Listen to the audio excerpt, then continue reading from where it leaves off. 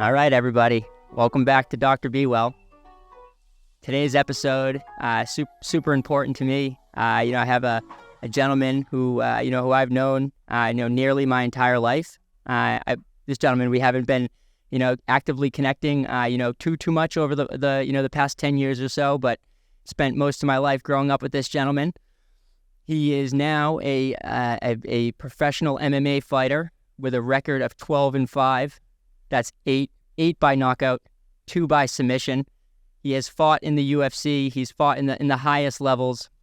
This dude, he's a badass. He's also peaceful. He's a true person who cares about this craft, cares about what he's doing. And he's one of the fucking coolest guys that I know. Thank you for coming on today. Shameless Don Shainis. I'm so happy to be here with you right now. It's kind of crazy. I never thought you'd be running a podcast and you're a goddamn doctor now, which is even more wild, and a father. And to have me on this is pretty dope. So, yeah, man, it's kind of, yeah, of course, bro. And it's like, isn't it kind of crazy how the world, life happens? It's like I set out on my path to, become a pharmacist, whereas that's where I got the doctor title, and I use that liberally, to give myself validity and let people know I do know what I'm talking about. I've studied this stuff, but I've evolved a lot since then, because that was kind of a path that was, was chosen for me. This was my brother did this, and I needed to make money. It was the recession. This was the choice to make. I had no idea who Ivo was. Everyone, my name is Steve, but my last name is Ivanovsky, as you all know, and a lot of my friends, they call me Ivo, and that's a name that I identify with. For a while, I stopped identifying with it. Really? It is funny. It's like when I became a professional, right? Like, I had friends who didn't even know my fucking first name was Steve. Like, that's for real. Like, kids that we grew up with, they didn't even know, who's Steve? It's like, what? I'm Steve. So when I became a professional and I couldn't have, or I didn't think that I could have like my colleagues call me Ivo. So I was like, oh, I'm Steven, I'm Steven. So a lot of people started calling me Steven. But then I came to another point in my life. It's like, I am Ivo. That's my identity. That's how it's always been my identity. So now I throw it in there all the time still. And I love when people call me Ivo, and I love when I hear it. Yeah, I know you're as Ivo, but isn't identity just what you want to like? It doesn't matter. And none of it matters. Like, for me, so much of my identity, I'm creating constantly, and I'm constantly evolving at the same time. So it really doesn't matter what anyone thinks of you, as long as you try to be yourself at all times, really. Yeah, bro, that's what it's all about, is be who you are. The Be Who You Are campaign. And you and I talked about that quite a bit. And so that's like I kind of want to get right into it. You're a professional fighter who is fought in the UFC, who has done great. 17 professional fights. That's incredible. Yeah. Wow. Yeah, man. Damn, bro. You look great. Today when we were putting on the headphones, Don said, "Oh, putting on the headgear," and I think I'm going to steal that. I think that's a giddy up, man. It's yours. You can have it. Oh, I love it. That's how I say it too. And everyone's like, "Oh, I'm going to steal that," when I'm talking about the giddy up or any of the shit that I say. And I'm like, "No, bro, it's yours. It's it. It's in the ether, baby. Giddy up." So I want to know. We were on this path, and this, figuring out who your identity was, and from what I've read about you and from our conversations, and just like knowing your upbringing and being there for some of it, and being in your backyard and having some boxing matches and stuff like that, seeing all that, and I can't wait to talk about some of those stories. But your idea, you didn't know that it was okay for you to become a fighter, right? Like, you didn't really, or that wasn't your path. Opposite. No. I like you were talking about earlier about how like you needed to make money and you needed to do something, and like not like almost like do kind of what you were pushed towards doing, and education was what I was pushed towards doing, because my mom, she wants me to be the president of the world, and you know what, I wanted to be a Power Ranger, and our goals didn't align there, and it's kind of funny because at a young age, I didn't know what I wanted to do. I always wanted to play professional football. Obviously, that never took off, but I loved football so much. I played in college, and it's always been one of those things where I've just been active. And then I kind of like lost my path a little bit in college, and mainly because I was being pushed to do something I didn't want to do, and that didn't make me happy and didn't fulfill my life. And it and that was mainly from my family, just from loving me. Like, hey, we love you. We want you to succeed. Well, everyone's kind of got their own definition of what success is, and I'm still creating mine, which is super dope. I am taking the road less traveled, but I'm also creating my own path and leaving footprints for people to follow behind me, because when I was a kid, this didn't exist. You know, I remember being 18, 19, wrestling in my basement with a couple of my best friends, watching the TV, and fights were just starting to go on. The UFC was just becoming a thing. And I remember getting into an argument with one of my best friends. I remember this specifically, like, and this comes full circle in a minute, but like, I was in the basement watching the fights. I think it was Uriah Faber fighting, and I was talking to one of my best friends, James Hurley. Me and Chris Rosa were just wrestling, and like on a cement floor covered in rug, right? Like, we're just like being 18-year-old idiots. And James and I are arguing because he's 205, 210 pounds at the time, lifts weights, really good athlete. He's like, I could fuck up Uriah Faber. And I'm like, no, you couldn't, dude. But I remember thinking, I'm like, because you wrestled and James didn't wrestle.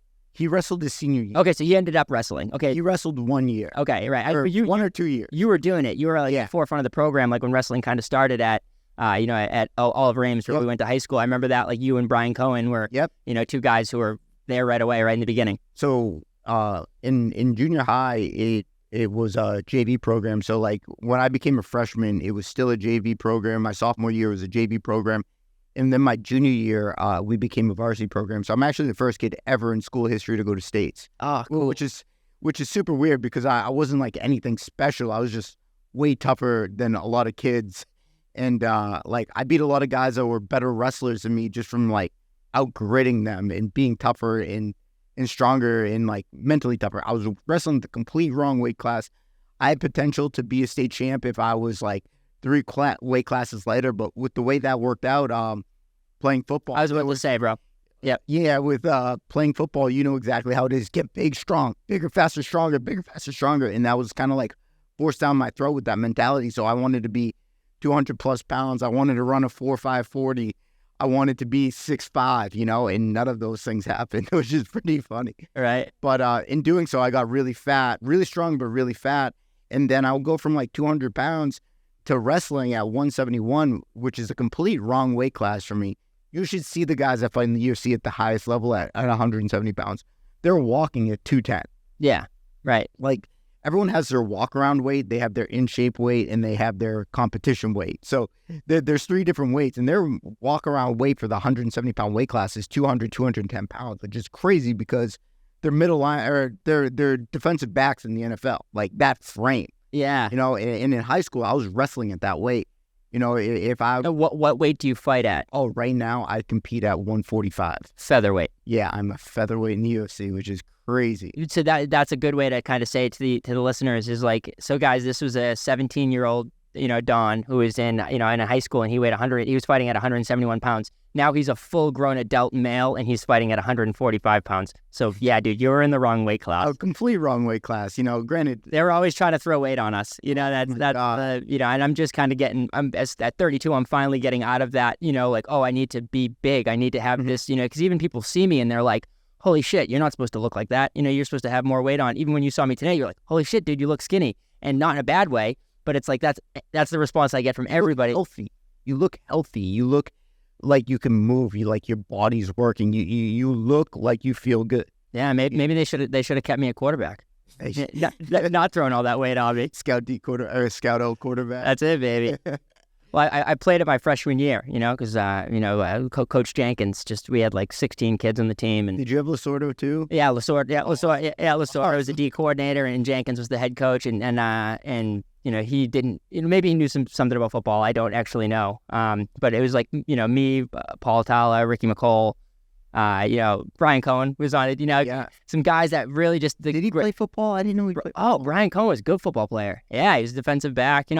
I think maybe by 10th grade, because he was a cross-country runner, and that's what he ended up getting really good at, he didn't end up continuing playing football, but he was a good football player. He played all through Pop Warner, was a starter at least one way, used to play in the defensive backfield, I think, was a pretty good player. But they just always wanted to put the weight, so one day Coach Jenkins after class sees me and I'm throwing a pass, just like fucking around throwing a pass. And he's like, oh, I've never played quarterback in my whole life. I've played offensive line, my whole life, maybe some tight end. I've caught some balls, sure. But he says, oh, you're going to play quarterback tomorrow. And then for the rest of the season, I played quarterback until I tore my ACL. Yeah. It's just wild. You did your ACL. When did you do that? So I tore my MCL and I completely tore my MCL and partially tore my ACL like 8 games into my freshman year. Okay. And I didn't actually get surgery. And now I wish that I had, because it still affects me to this day. And I know that I'm just delaying an inevitable. I have a torn ACL. That's something that's not going to heal on its own. It's torn right now. It's torn right now. It's awful. I tore my ACL at 15 and I got it repaired. I got this giant scar. Like, go get it done now. Yeah. This winter, I'm hoping. This winter, I'm hoping. You don't realize it because like I'm not competing like you at the highest levels, right? So it's like I can get through a lot of things. I can still squat, 185, 225 pounds and do that. I'm compensating like crazy with my body, and that's kind of what I realized. Like, oh, I'm actually my body's yoga taught me this. Like, oh, I have all these compensations probably because of this knee injury that I got in 9th grade. Well, you probably trained your body to work around it in everything you do. Where it's funny you say that too, because I just came back from the PI. I was in Vegas last month or the month. Yeah, I think last month. I don't even remember. And they did like all these tests on me. They did my cardiovascular system. They did my VO2 max. They did my body fat. They did everything, and they found so many imbalances. And one of them's from my right leg, and it's like it doesn't extend fully. I don't, to this day, a lot of people, they if they're righty, they wrestle right leg forward. Well, it kind of worked out perfectly for me. I wrestle left leg forward, but since I'm a righty, it kind of works out perfectly. Like my power hand's in the back. Like traditional boxing, you want your power hand in the back. So for most people that are dominant wrestlers, they wrestle southpaw, if they're righty. Me, I wrestled lefty, but it turns out I'm an orthodox fighter because my power hand's in the back, where most people are compensating and leading with their power hand. Because of that, kind of works better for me because my power hand's in the back. But I had all these like little things that were just like kind of off, like something stupid. They'd have me jump on one leg, on my left leg, and no problem, laying perfect. And then they had me do it on my right leg, and I didn't trust it. Yeah. I'm 32 years old, and I didn't realize that I didn't trust my right leg. Yeah, bro. It's a lot of it is psychosomatic. Like you said, we get these injuries, small little injuries, and then our bodies, our nervous systems protect us, because that's all our body wants to do is go forward and survive. And we're like this incredible species because of that. But actually taking the time to like realize like, oh, this is how my body wants to move, and this is how it should move, and kind of like healing from that that's the way forward. But I don't want to get too off topic here. So you're crushing it. You're this identity. You're kind of figuring out you're forced towards education. Push towards education. But then so when did you that was kind of your thing, right? You were getting your degree. You played college football. But then you did start to fight in college, right? Like because you had the wrestling background in high school, and that was really cool. Like you said, you were wrestling at the wrong weight. You were a state champion, or you just went to No. I went to the state tournament and I didn't do any good. Like you probably got like a 7th or 8th place, so it's a giddy out. It's still good, man. It was good at the time. Good at the time because the program, I was the first kid ever. Like our program didn't have any. Yeah, it didn't exist. Yeah, it just got created. Like we had a JV program, but the first year varsity. I remember going in 8th grade in the old annex, where they used to have the pegs, and Kerr, Mr. Kerr was the first person who kind of was like bringing this along. It was Mr. Kerr and Pamela, exactly. Yeah, dude. Yes. And so they had us in the annex, and we were like, we were rolling a little bit and doing this stuff, and I remember thinking like, this is really cool, and I wish it was more advanced. I wish that we were, I was a basketball player, so it's like that was where my winter was going to go anyways. But I always thought like wrestling was going to make, and that's why I played other sports, was to make myself a better football player, right? Yep. Like that's what it was all about. But I like wrestling is just, I see it now and where it's come, and it's like I'm so glad that you grabbed onto that, and you knew, and you wanted to be a professional football player, you wanted to be a Power Ranger, but you are a professional athlete, man. That's fucking incredible. Yeah, I always just wanted to be an athlete. Yeah, my whole life, all I wanted to do, make money playing a sport. Right. You didn't want a regular job, and that's kind of what the college thing. You were like, "What am I doing here? I got to find an opportunity out." It was not forced on me by my parents, but suggested, bro. They want the best for you. Of course, and I don't blame them. So Of course not. And it's such a pivotal time. I didn't know what I wanted. I didn't know that this was even an option. A gap year wasn't a thing yet. Nope. Imagine. I would have taken 10 gap years. For real, bro. Shit, I'll go back to college when I'm done fighting. Mm-hmm. Just to make my mom happy. But That's it, baby. it was one of those things where I didn't know what I was doing, and I was just getting so depressed because I'm doing a bunch of stuff that I didn't want to do, and I was half-assing it, and I was compensating with my depression with partying every night of the week. And when I say party, I partied hard, like Alcohol, drugs, the whole nine yards. Yeah. We know how it goes. Nothing that I'm like proud of. Like, do I regret it? Absolutely not. It's made me refocus and it made me who I am today. But like, I don't regret it, but it's like, God damn, am I happy I'm not still doing that? Yeah, bro. Dude, Preach. waking up feeling awful every day of the week, like, it took me to get in really good shape to know how good it is just to wake up and be like, whoa, I feel good today? What? Yeah, what is this feeling? Yeah. And I can be comfortable with this feeling. Like, that was the thing for me is, like, I learned that I could do these physical practices, yoga and working out and, well, also, like, stressing my brain and, stretching my brain and using this. And then I felt so much better, and I didn't even realize, especially when I do, like, myofascial release stuff and I do, like, kinetic stretching and, stuff with, postural work where I'm really trying to figure out some of those imbalances. I think, holy shit, you could actually feel this fucking good. Like, it's amazing. Yeah, it's wild. And all the partying, I came to this realization that one is making me feel like shit, but like the other thing it's doing, it's giving me a false sense of confidence. Like, I was putting up walls that didn't exist, right? And a perfect example, just having a beer in your hand, this was my wall, like a subconscious wall. I didn't feel comfortable unless this wall was up. But like, this is also a barrier between you and I, right? And it's blocking me off. And if I didn't have something in my hand, I didn't know what I was doing, right? And I just like wouldn't talk to anyone or wouldn't do anything. So like getting comfortable being myself was such a big thing. And that's the transition into MMA and more grappling and more striking and more doing this into making me happier and feel better.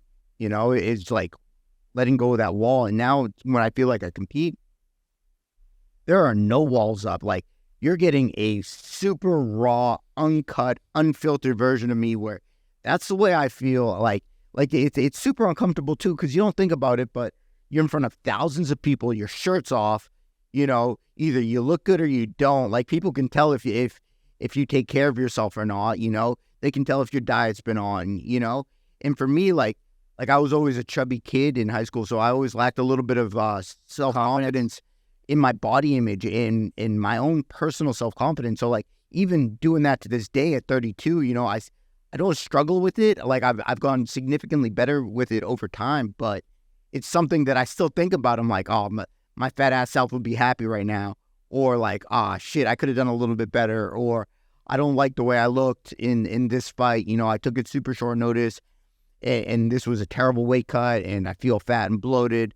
And like, those are the things that I feel going in there. But when I'm out there competing, you're getting a raw, uncut version of myself with no walls in it. And that's, and with doing that, I feel like I'm able to take in all this energy from everyone around me and use that and do things that I never thought were even possible.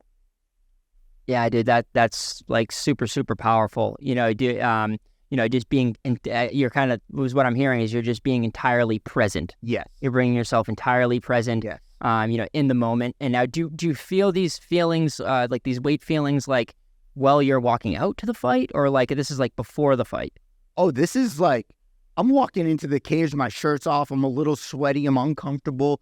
Like this isn't a normal thing, right? Right. Like even when you're training, you most of the time you got your shirt on, and if you don't, you're super slippery, like when you're grappling or striking. So, this is like something that I'm still getting comfortable with. Wow. Yeah, man. I have a, like, obviously, I was a big guy, I used to be 280 pounds and, there's definitely some stretch marks on my body and stuff like that. But I actually just spoke with this, recently with a guest on, this lady who did Naked and Afraid. Okay. And, she was a person who say, she was uncomfortable with her body, and she used to, go in the locker room and she would change in the, in the stall and all that. And, I found that like, I was, feeling those same feelings about my body. I didn't feel good about my body, and I just wanted to be comfortable in my body. I am who I am. And if I want it to look better, it can, or feel better in it, that can be the case. I just have to have some patience and put in the work to do that. And also go on that journey, which can be a great journey.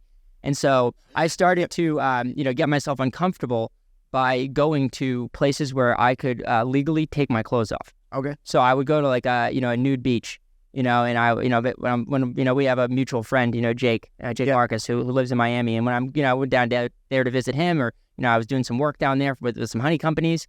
And I remember in like 2017 that I specifically went to a beach where I knew I could take, because I didn't know you could do that stuff around here. At that point, I just thought like, okay, maybe this place in Miami. So I did this. And I just had those feelings of being so nervous and being uncomfortable with my body.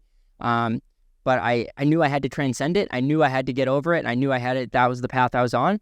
So I did it, dude, full giddy up, and then I'm walking on the beach, and like, you realize that one, it's not a sexual thing. There are some bad actors out there who are, whatever. Some people there may want to see a naked body, but like most people's bodies aren't that beautiful, or they are all beautiful. That's really what it is.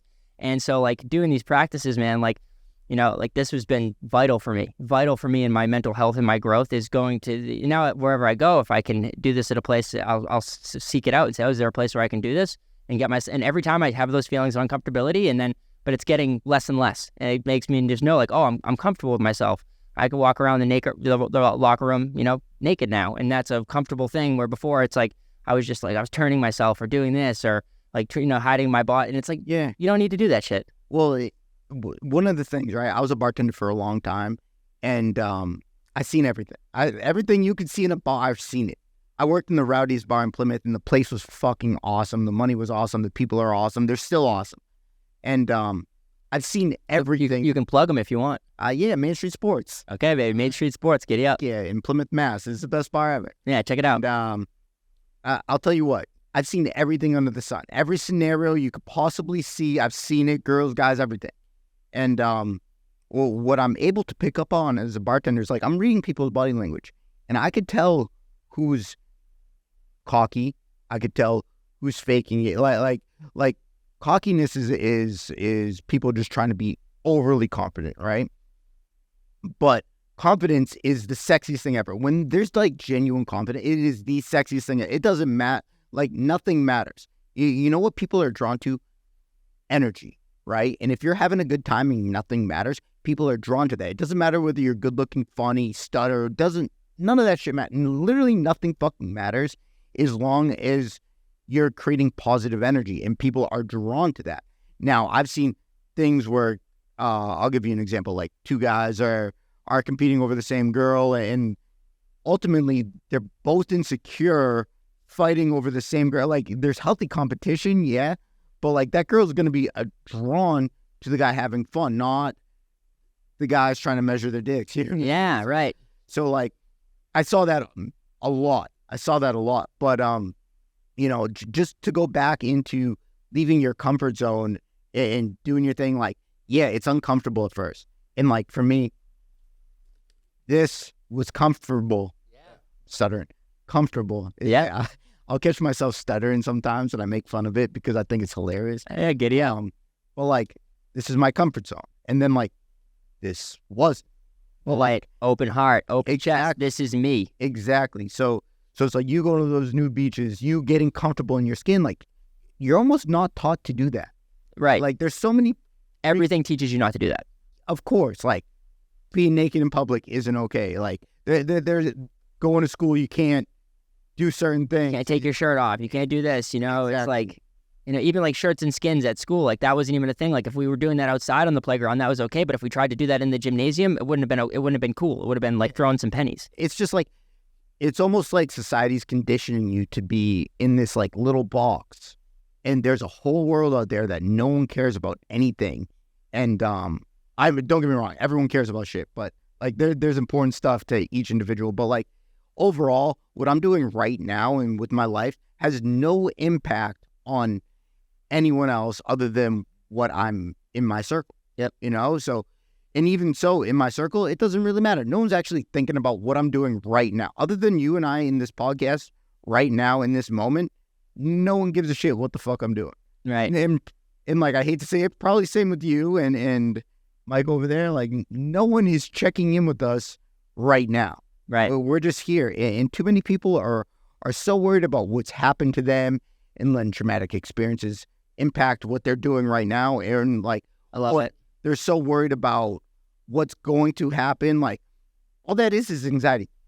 If you're worried about some shit that's going to happen or you think's going to happen, or you're playing out scenarios in your head that haven't even happened off of something that you're thinking of, that's just fucking anxiety. That's stressful. Like, you could just not think about that. And that is the most beautiful thing about fighting. No one thinks about it like this, but it draws everyone together, right? Like, so what I'm really good at is getting people emotionally invested in me, right? So I compete for a scheduled 15 minutes, and I'm getting everyone all excited about this one little event that's going to happen, right? I'm like, oh, yeah. They like getting people to buy shirts. Like I'm giving people a raw piece of me, right? And I'll tell you what, when that time comes, when you walk out and when you get in the cage, until that bout is over, no one is worried about anything that's happened before then, and no one's worried about anything happening after that. You're right there with me. And this is what I do such a good job of. And this is why I believe that I'm great at what I do, is like, if you're emotionally invested in me, you're not worried about what just happened. You're not worried about your girlfriend. You're not worried about this bullshit. And you're not worried about what's after. You're right there present with me. And I'm able to, like I said earlier, use that energy and create something awesome that like, I'm able to do things that are almost superhuman. Yeah, it transcends the, what we would normally think of as reality. Exactly. And I'm able to share that, which is so cool. Can you give like an actual concrete example of that? Like, what you the change that you feel or the change that you see? Like, you sell all these shirts, you get all these people hyped up, and then what you mean is you're in that 15 minutes, the energy that you're creating is present. Yeah, everyone is there right there because they're emotionally invested in you, and they're like, fuck, I want Don to win. I want Don to be a part of this. I need it. And they're right there. And that fighting definitely, it does that, because you have to be present or you're going to get the shit kicked out of you. If you're not, there are bad things that happen. Yeah. And so is that's what you're talking about, because like the energy thing, man, it is so clear, and I like what you're saying about this, the anxiety thing. I love that. I think that's that's definitely gonna be a quote, a clip that we put on the social media, because like, for sure, man. Collab me with it. Always, dude, always, because like this is Michael and I, we deal with this every day. Not allowing our past trauma and our past stress to stress us out. Mm-hmm. To dictate what's going to happen next, because like the only way is through.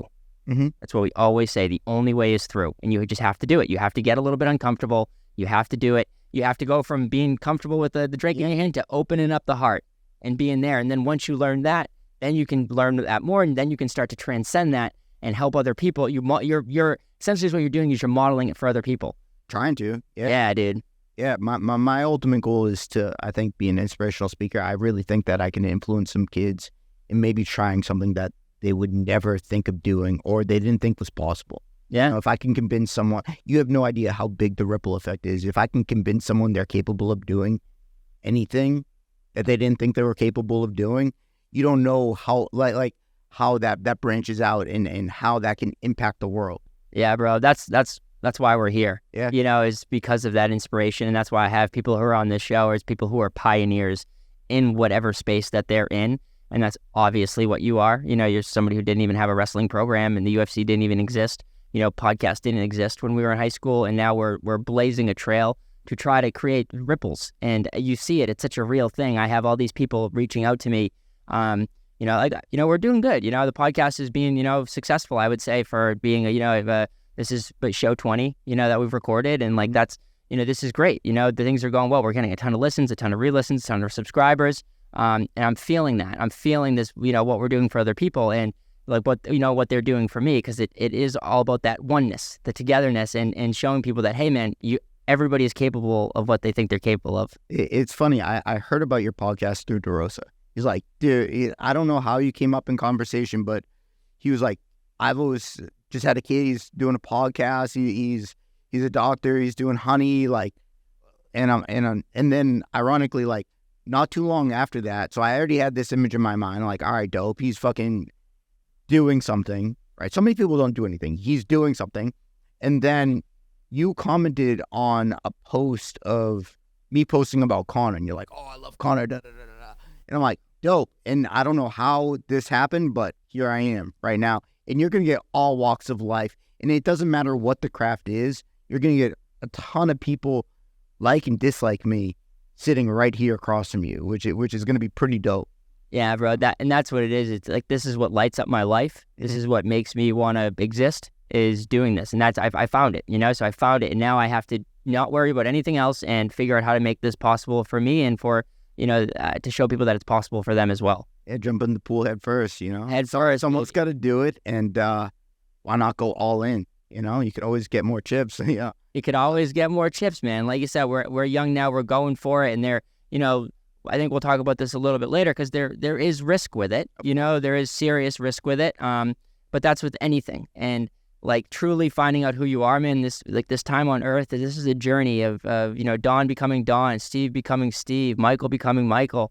And like, it's so important that you have the support to be able to do that, but also how to do that. You have the plan within yourself. And I think that you have, man. You're showing it. So well, I am, but I still got more work to do. Way more work. Like, the work's not done. Bro, like, it's never done. It's started. It's never done, right? No. Yeah, exactly. And that's kind of like where we're at, is like, this is great. People come in here and give us compliments about the show and all this. And like, today, there's no more cameras on this, which is great. Before, for the first 19 shows, we had cameras right here. Okay. Now they're back here, so we got a little giddy up in there, and that just makes improved production. So they're not on the wide shot anymore. Hey, before you know it, they're going to be hanging from the ceiling, and the room's going to evolve, and you're going to have different guests, different things. Things are going to be constantly evolving, which is that's it too. And don't be afraid of that constant of evolution, people. Like, it's right there in front of you. You need to go for it. And what you think it's going to happen, it might not happen. But you need to just continue down the path. Put one foot in front of the other. And you were talking about risk earlier, but like, with change comes risk, right? Like I've made so many risky calls in my life, Like, I moved out to the middle of the Midwest, the middle of fucking nowhere. I knew no one. Wait though. So I know the story, but I want the listeners to. I kind of know the story, and I want the listeners to understand it fully. So, college, sure, you find a gym, you start fighting a little bit, and you start getting after it, and you start to fight a little bit around here, right? Yeah. You start to have some fights around here. Yeah. So I meet my head coach, Eric Roseman, and he's the best. He's my guy. So like, me and him connect. We end up having a mutual friend who fought in the UFC. We ended up cornering him together in the UFC. So I've never been to a UFC event. And my first time at a UFC event, I'm cornering someone as an amateur. So I think I was like a 2 or 3 fight pro, and I'm cornering someone now for the UFC. And he fucked it up real bad. And I remember thinking, I'm like, wow, fucked up his weight, fucked up a whole bunch of shit. And I remember thinking, like, in that moment, I'm like, wow, I could do exactly what he does, just not the bad parts. Like not fuck it up. Yeah, like I could do everything he's doing, and I could do it better. And it wasn't me comparing myself to him. I just saw what it took for him to get there, and I saw like where he made these mistakes, and I'm like, oh yeah, it's fucking clear as day. I just don't fuck up this. Don't make the dumb decisions. And it's like, a little bit of common sense goes a long way, but like, some people are blind to what's right in front of them too. So, well, yeah, it's sometimes it is common sense, because it is common sense to you and I. But like, when sometimes people are going through stuff, they don't realize, it's not common sense to them. Hence, like, sometimes you're blind to what's right in front of you. Yeah, no, exactly. That's exactly. You're blind to like what's right in front of you, and you saw. Yeah, and describe your hand. Yeah, exactly, bro. And you saw the opportunity. You, like you said, you weren't competing. You weren't comparing yourself. You saw this opportunity that existed for people who were, on your path. And you said, this guy, he had this opportunity, and he did it this way. I'm gonna do it this way. Yeah. Essentially, he didn't listen, and he didn't listen in a few different things when it came to weight, a few personal things, and like what he chose to do after he lost. Yeah. Right. And that's a giddy up. This is Don's story, though. You know, and I saw that and I'm like, wow, there's no reason why I can't do this. Like he's living his dream, which is fucking dope. He fucked it up. Like, I could do that and not fuck it up. And that's exactly the position I'm in right now. You know, I'm just trying not to make the same mistakes that I've seen or learn through his mistakes. Yeah. You know, so I meet this guy, Eric. We corner this dude, go out to Colorado. It was cool. Come back and I'm like, you know what? I'm going to go all in. I'm all in. This is what I'm doing with my life. And, it's also an interesting transition because my parents were super, like, my family's super loving. They're such a big support system of me. They didn't understand and they didn't know what I wanted. So they pushed back on when I told them this. My first 2 amateur fights, they gave me some ultimatums that weren't nice. Right. And I was an adult and I made decisions and I faced those ultimatums. It is what it is. Right. You mean like in terms of like fighting out of your weight class? I'd rather not get into it. You know, okay. My parents are super supportive now, and it's one of those things where it's just like you just made some. They didn't want me to get hurt. They loved me. Yep. You know, and it's coming from a place of love. So they gave me these decisions where it's like I could do this or this. Yep. And I had to live by those. And I was an adult, so I made a fucking decision, and I lived by it, and I don't regret it for a second. Granted, at the time, that was a pain in the fucking ass. But like when I pulled them aside after doing this experience, I'm like, hey, look, this is what I want to do with my life. You can either get on board or you'll never hear from me again. And I gave them an ultimatum. I'm like, look, this is what I'm fucking doing. You can either be with it or not. I'm doing it. Right. And they're like, all right. Like, right. You know, we love you so much. So how can we support you? Exactly. The only way is through. You had to go through some uncomfortability, and that's how you get to the end goal, if there is actual deep love there. And they're my biggest supporters now. When they didn't support it at first, like, they're some of my biggest supporters. Like, if I need my mom to be outside the fucking TD Garden slinging shirts for me just so I could break even on them, you know, dude, she would do that. She hates seeing me fight. My dad doesn't like it, but they're there for you. Exactly. So, like, after my 3rd fight, like, this is what I'm doing. And I had 6 amateur fights. I was undefeated. I was an amateur champion. And then my coach, he was like, hey, time to go pro. I'm like, time to giddy up. Yeah. So I make that transition from amateur to pro. There's no actual real transition. The only difference between amateur and pros is time and what's allowed. So it's like amateur fight is 3 3-minute rounds. If it's a title fight, 3 5-minute rounds. So a total of 9 minutes for a regular bout. A title fight's a total of 15 minutes. As a professional, it's 3 5-minute rounds. So it's 15 minutes. And a title fight is 5 5-minutes. So 25 minutes. Most pros never see 25 minutes. I've seen 25 minutes. Sucks. But, you know, as I transition pro, you know, I think I'm fucking hot shit. So this is where ego and confidence fucking kick me right in the nuts. Because you're 6-0 as an amateur, and you're starting to do, you know, you're going pro. So you say, hey, I'm going pro, baby. Get it up. Yeah. Did you have some success right off the bat as a pro? No. Okay. So that's where we're at. We're right in that transition. Okay. Yep. So I get a matchup. I'm fighting this dude, Jeremy Davis, right? And everything's fine. I make weight, no problem. I'm competing at 145 as a professional, and fight 17 seconds long. I get hit with a jab. My eyelid splits in half just off a jab. Something I've been hit with a million times. Didn't hurt me. Didn't rock me. Didn't do anything. It just cut me a little bit. And the placement was terrible. My eyelid split in half. So it was like I had 2 eyelids. So when I blinked, blood was going into my eyes. The fight was 17 seconds long. The doctor freaked out because there's blood in your eye. If you have blood in your eye, you can't see. So the doctor called the fight. She's like, you could lose your eye. I'm like, dude, the fight hasn't even started. I got hit 1 time. Like it wasn't like I got cracked or anything. But you know what? When you're starting a fight, you're dry. Your skin's like sticky because you warm up in the back and then you cool down, then you warm up and then you're ready to go. But then you're waiting. It's like when you're fighting, it's hurry up and fucking wait. So it's like, be ready, be ready, be ready. Like you're on in 3 fights. Like you don't know how long those fights are going to be. The guy can get knocked out in 30 seconds or the fight can be 15 minutes long. So you don't like TV time's a little bit different with the UFC. Each bout's scheduled for half an hour, so they have pretty much 2 fights an hour. But when you're fighting the local scene, they cram as many guys on a card as they can. Yep. Because they need to sell tickets, and each guy's selling tickets, and that's how they make money. But so it's like it's hurry up and fucking wait. So it's like your skin gets a little sticky because you got to do your whole walkout, then your opponent walks out, or your opponent walks out, then you walk out, and like you're not sweating again. So like if you're sweating going into the cage, it's great. Your skin's slippery. They Vaseline you up, but like they don't Vaseline your eyelid, right? So his glove was dry, my skin was dry, my eyelid ripped it. Just like a little paper cut on my eyelid, and the doctor stopped it. So I start off my pro career 0-1. 0-1. 0-1.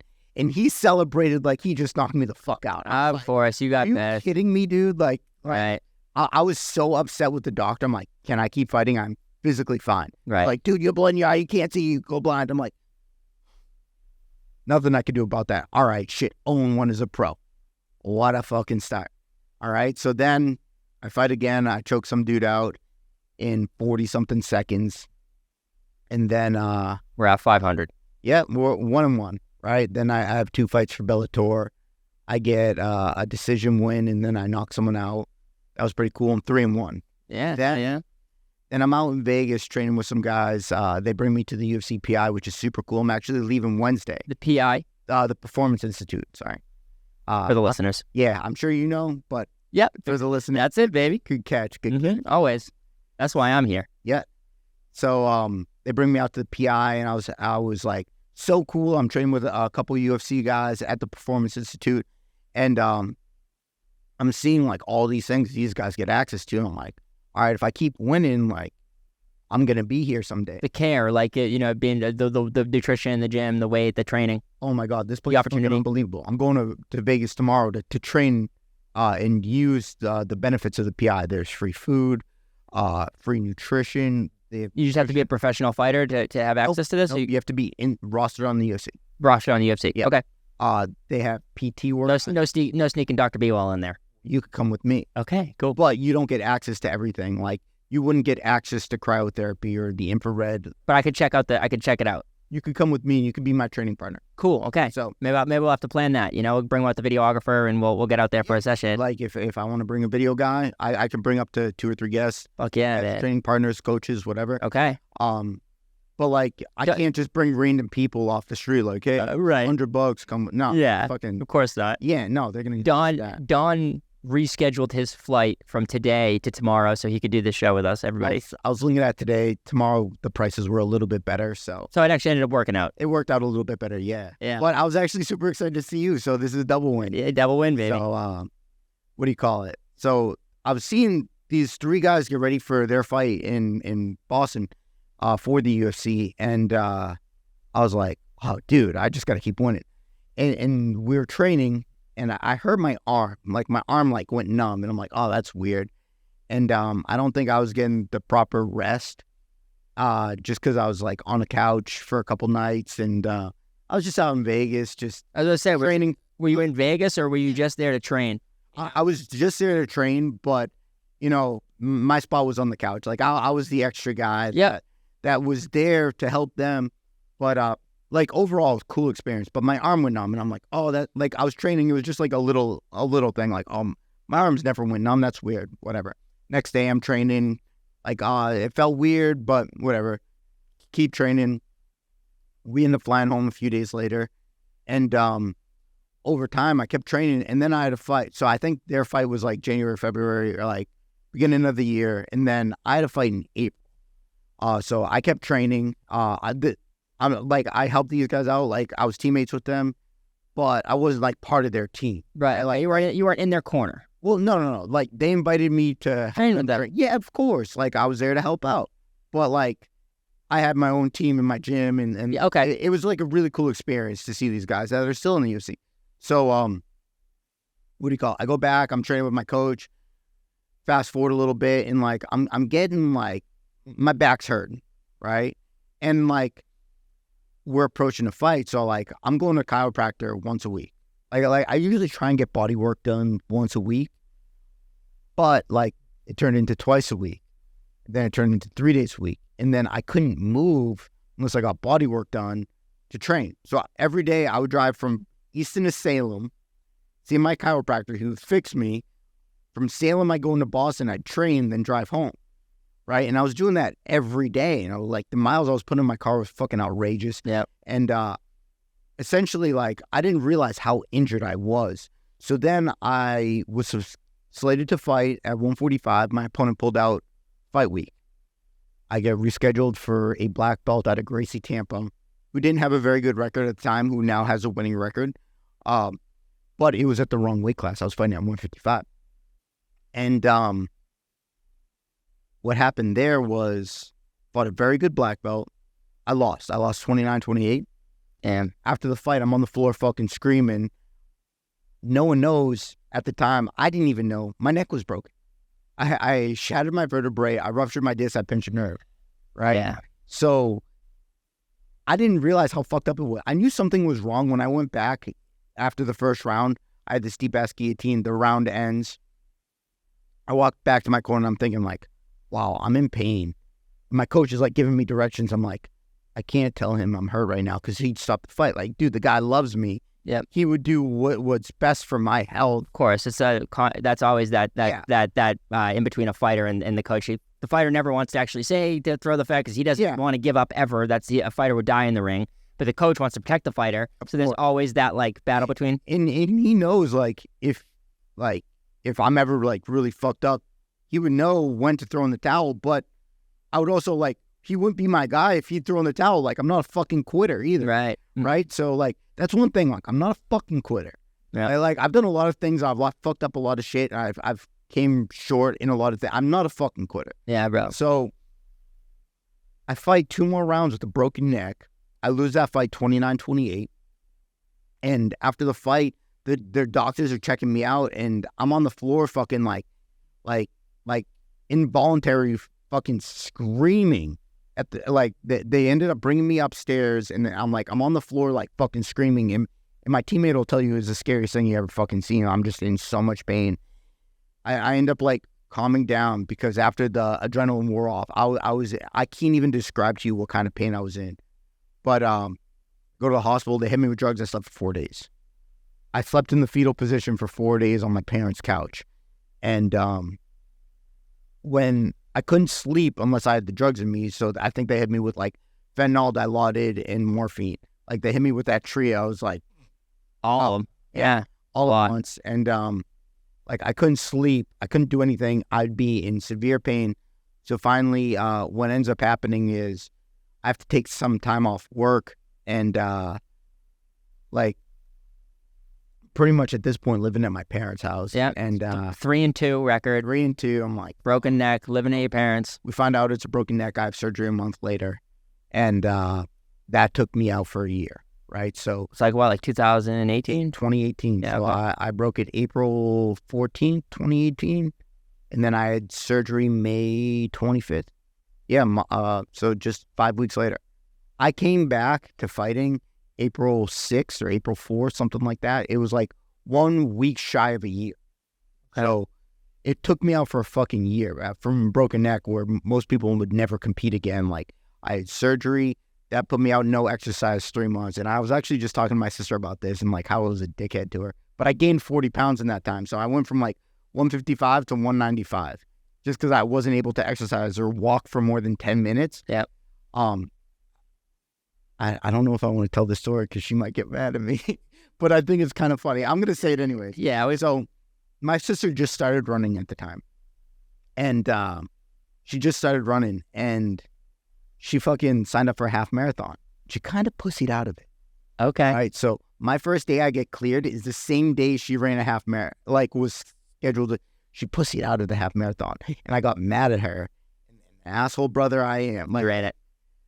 I didn't run the half marathon, but I ran to my buddy James's house, which was 6.6 miles to James's house. And then I ran back. So I ran 13.2 miles back and forth. So she was not thrilled with me, and I'm sure she wouldn't be thrilled hearing the story, but it's pretty funny. But you know what? Now she banged out a half marathon last weekend. She's banged out like 6 or 7 full marathons. She's fucking kicking ass. Yeah, I mean, so again, the only way is through. So, like, maybe she's pissed at you for putting it out into the ether, but, you showed her, because you guys obviously have that brotherly sister relationship, and that's an okay thing for that to exist and to push each other. And you said, hey, you said you were going to do this and you didn't do it. And you went against your word.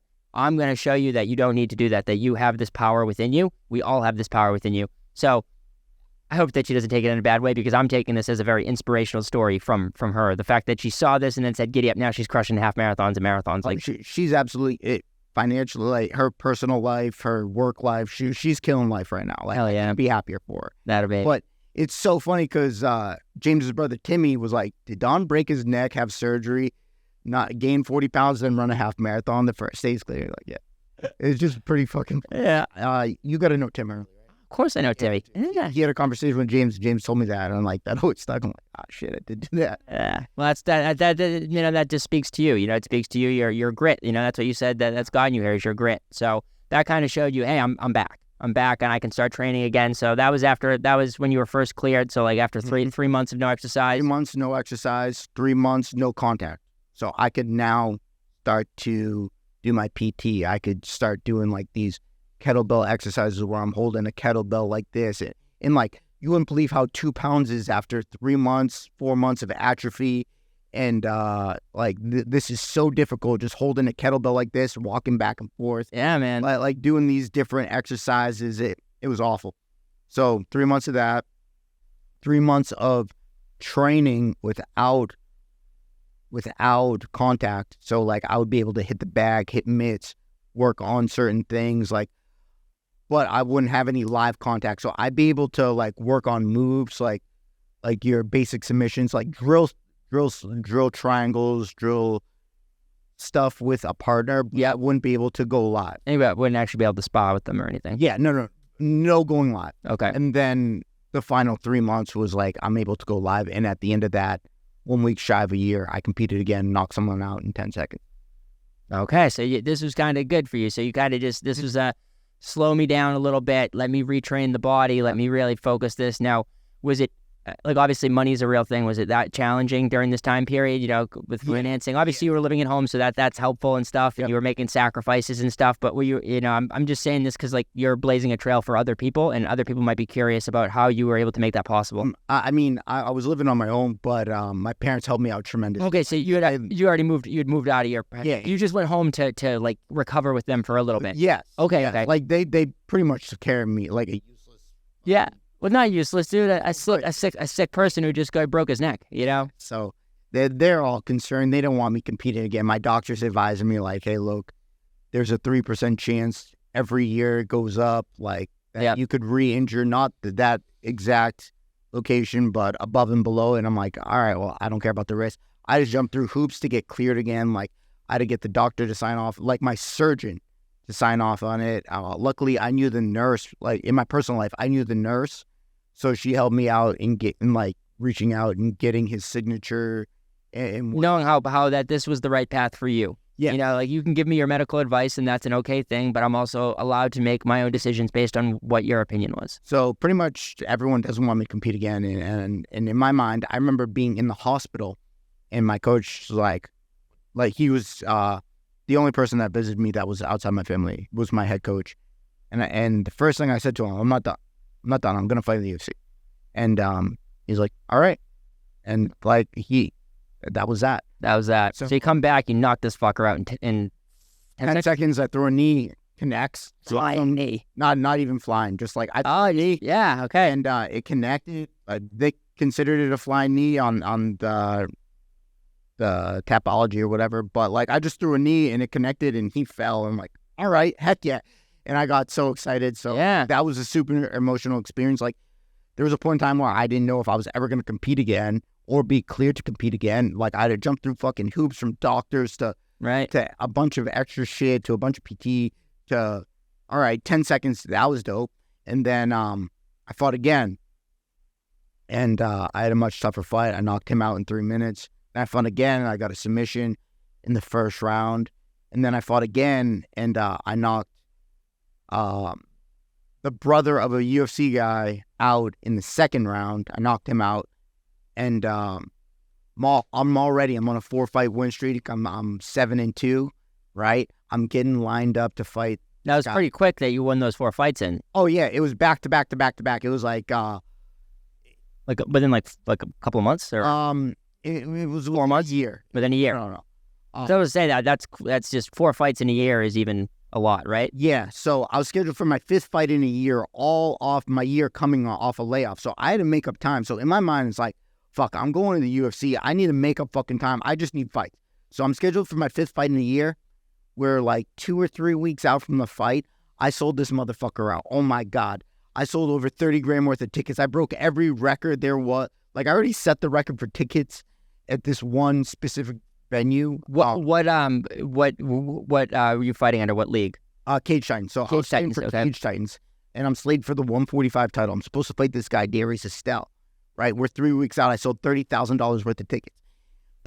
I pretty much sold 400 or 500 tickets to this one event in Plymouth, right? And 3 weeks out, you know what happens? Injury? COVID-19. Oh, right? the old COVID. Yeah. So I go from being on the top of the world to like killing it with dude. killing it with Fuck. killing it with everything. Right. I'm on a 4-fight win streak. I'm about to win this 145 title. This, in my mind, like, this fight's gonna send me off to the UFC at 8-2. All right, dope. Right? COVID-19 happens. They cancel my fight. I have to refund everyone. I got to refund all my friends.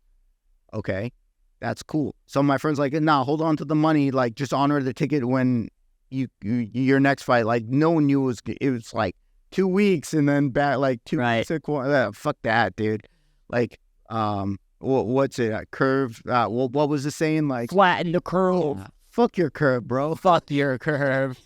Fuck every single thing about your. Yeah, fuck every single thing about the way that situation was handled. It is what it is, man. We're past it. We gotta heal from it. We gotta talk about it still and make it know that it was a real thing and some real things were done fucking wrong and fuck some people up and it needs to be rectified. But the only way is through, and we need to get past it. And as a society, that's how it needs to be.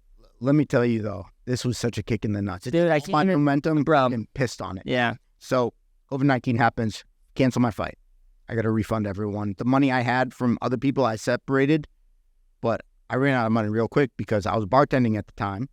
I was training full time. I was bartending at nights, just 3 nights a week. And I lost my job.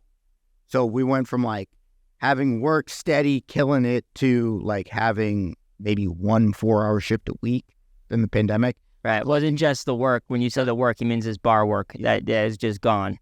To collecting unemployment, losing my unemployment for whatever reason.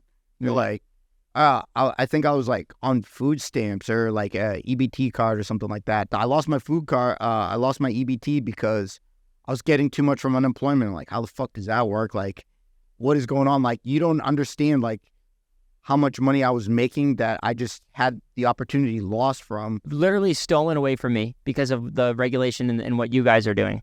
Yes. With the political agendas, like, I'm not going to get into that. Like, everyone has their own opinion on it. Yeah, I'm not talking politically. I'm talking about the opportunity that was taken away from you. Yeah, that's what happened. It was politically both sides of it. Everybody fucked up. So it shouldn't have happened. So what happened was I lost my job. I lost my fight. I didn't lose my fight. I lost the opportunity to fight. Yep. In the middle of the pandemic, something weird happened. I got a phone call from who is now my manager, Jason House, and he's like, "Hey, look, love what you're doing. We've had our eye on you. Really like to sign you." I'm like, I have no idea who this fucking guy is. Go figure. He's the best manager in the world right now. Oh, wow. He's got over 100 UFC guys on the roster. Yeah. Damn. So I kind of like put him on ice because I just didn't know who he was. I talked to my coach. He's like, yeah, we'll listen to him. So I remember the day I signed with him, right? This is a few months after, like, there's no training. Like, Massachusetts was super strict.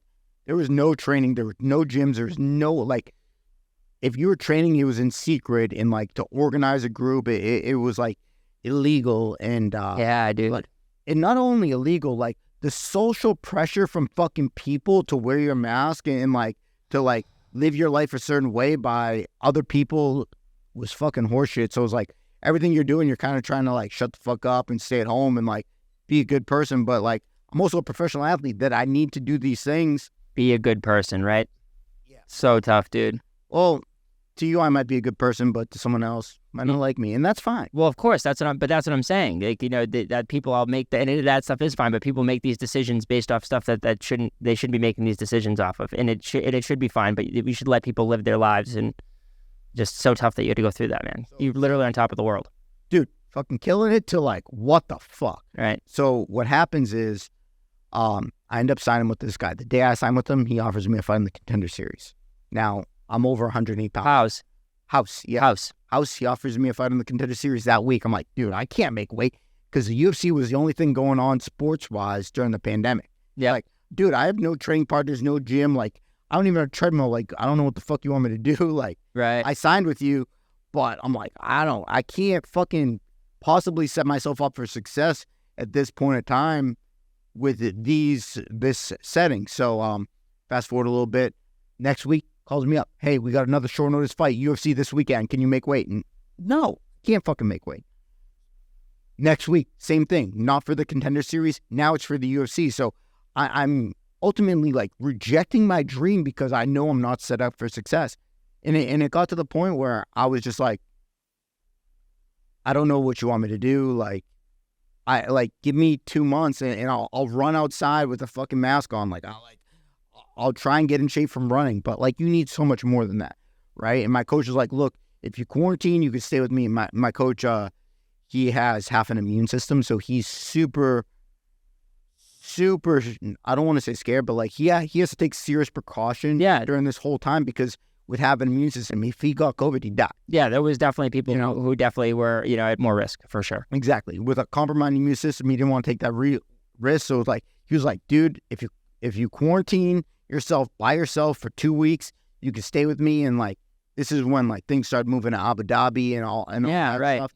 And it was just too crazy. Everyone who's not familiar with the UFC, that's why the UFC was able to, they were canceling all these professional sports, all this stuff, but the UFC was, not operating in the United States and they were going to different places so that they could do these fights. Well, even with going to Abu Dhabi, they still had such strict protocols. Like, you had to quarantine before you went out. You had to quarantine after you went there. You had to pretty much quarantine for a month.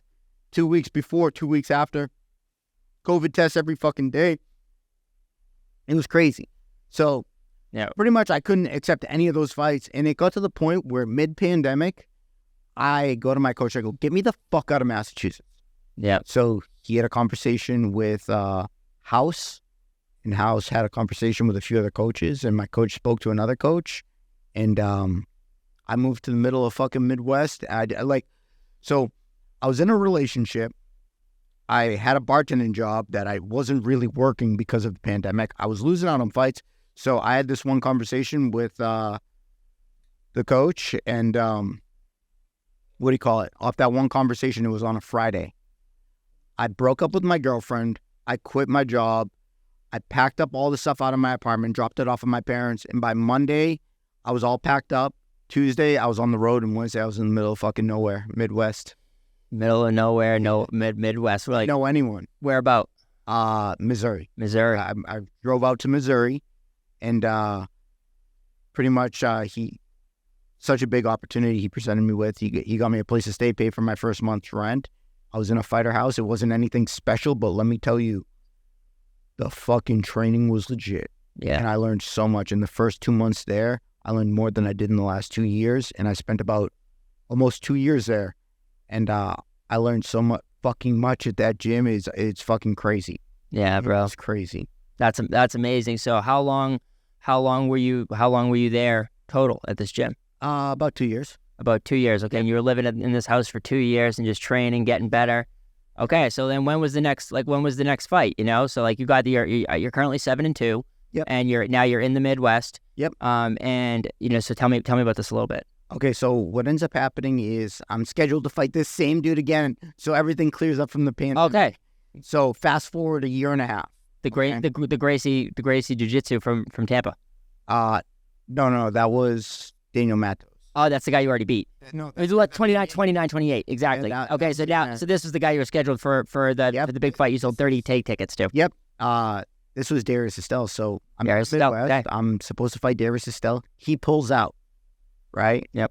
And they line me up with this kid, Shane Manley. And Shane and I, he thought we were supposed to fight for a different event some other time, and like he ended up pulling out of this fight, right? So they made a whole another event 3 weeks later, right? So What organization, what league is this? Cage Shines. Still Cage Shines, okay. Fight for Cage Shines. This is where my life starts to get fucking crazy, okay? So I'm supposed to fight for Cage Shines. I'm 7-2. Actually, no, I lied. I apologize. So what ends up happening is I go back home. I fight for Cage Shines after the pandemic. I fight for the 145 title. Darius Estelle pulls out. I fight this guy, Nathan Williams. He misses weight by 11 pounds. All right? I fight him anyways because I sold so many tickets that I was just like, you know what, fuck it. I haven't fought in a year and a half. I'm fighting him anyways. Yep. He missed weight by 11 pounds. I lost that fight. It was a 5-round title fight. I won round 1 was a toss-up. I won 2 and 3. He won 4. They gave him 5.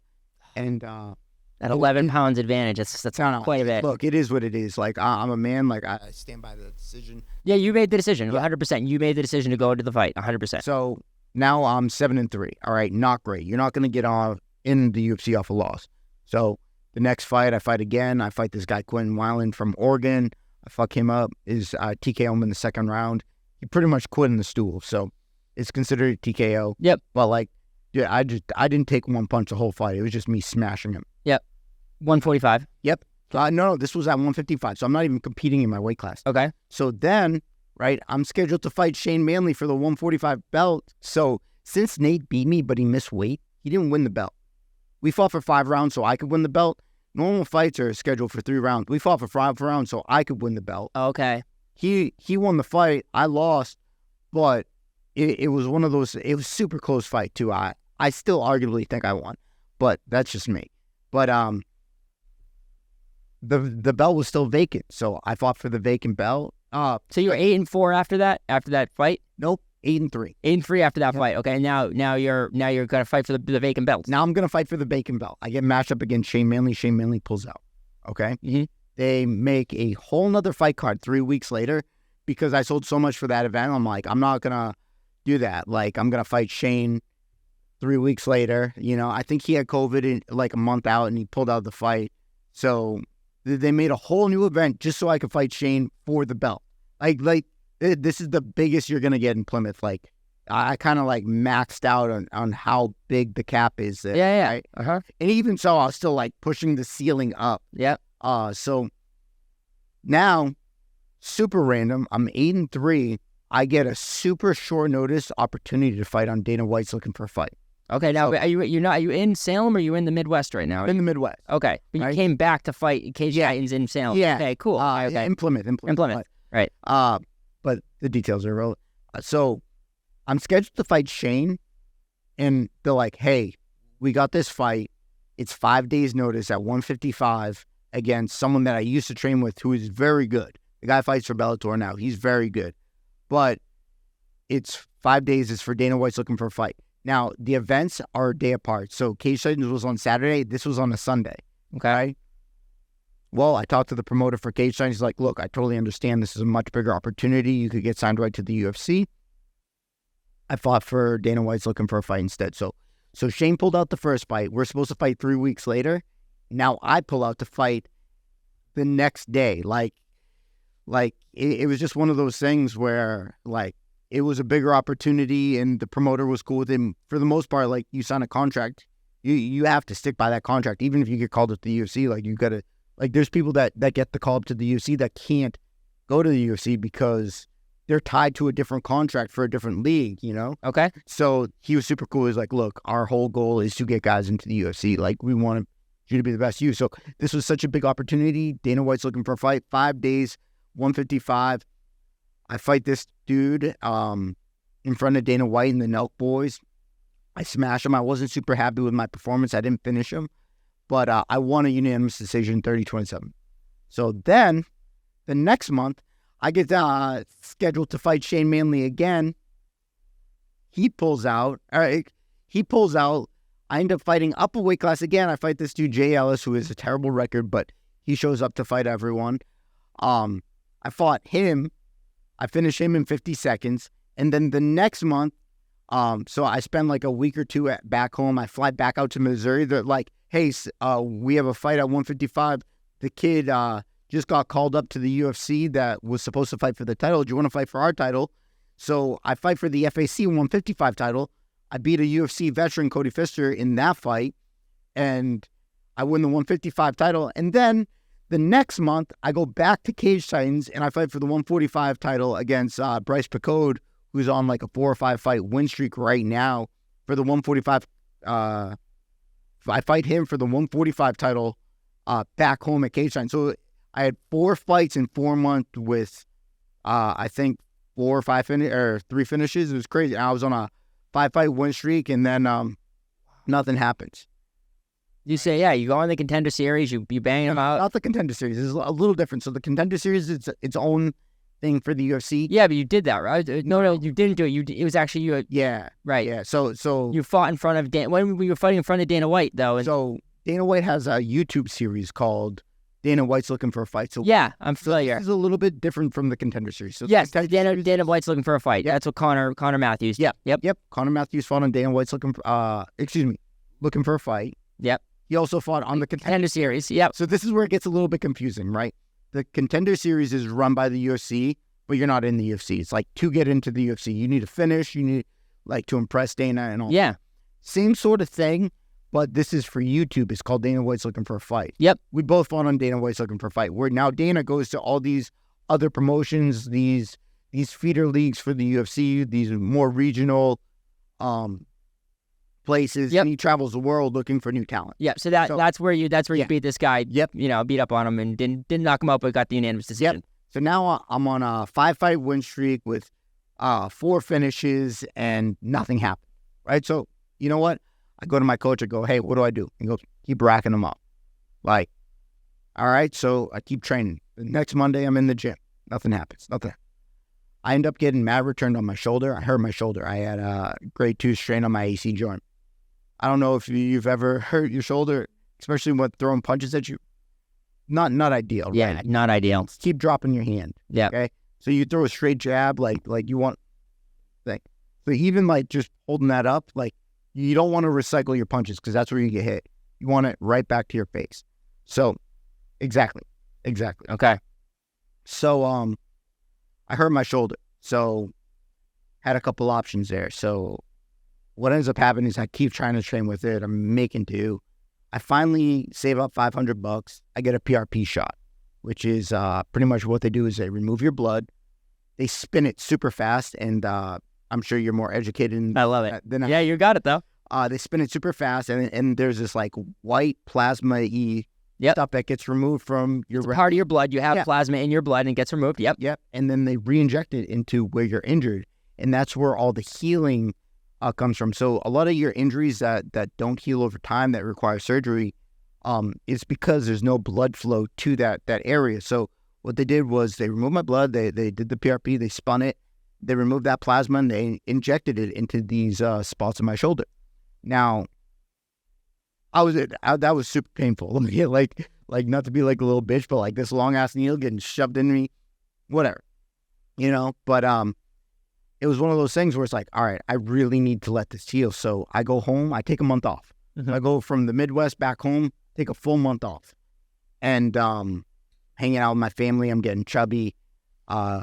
It's really easy to gain weight in my house. My mom's a chef, and there's nothing healthy, but it's all delicious. Yeah. So I'm getting a little fat. I'm not training because I'm legitimately resting. Yeah. So, all right, month goes by. I took my month off. My shoulder's starting to feel better. I get back to Missouri. I train for the first day. I'm 185. Right. That was on a Saturday. Monday, I'm 183. Tuesday afternoon after training, I'm playing Fortnite. And my coach calls me up. And me and my coach, we're not friends. So if he calls me, it's important. Me and my coach, Eric, me and him are boys. We talk every day. Coach that's coaching me right now, if he calls me, it's important. Right?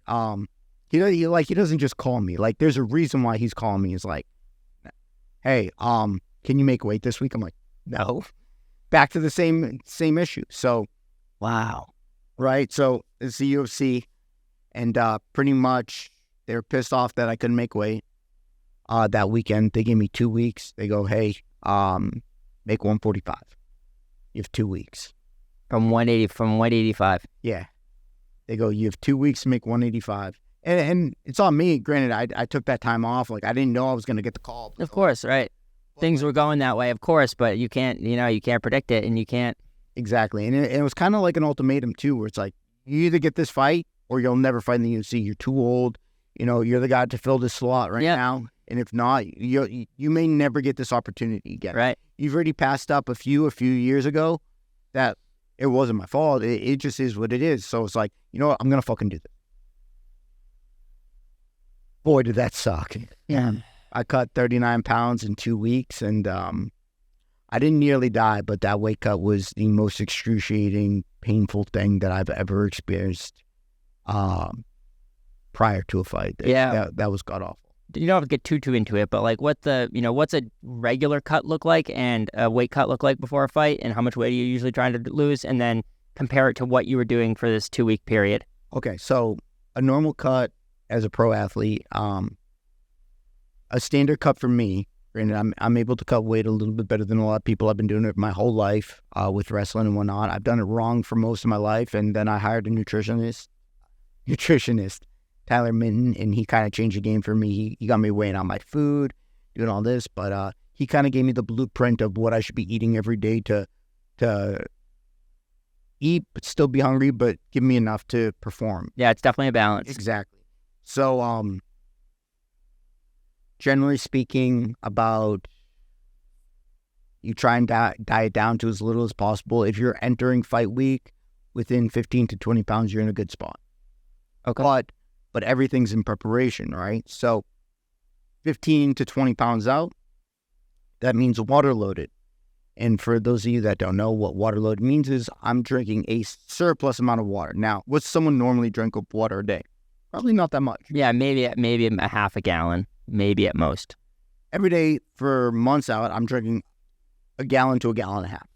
When you're water loaded, you're drinking 2 gallons. And this is like a week before?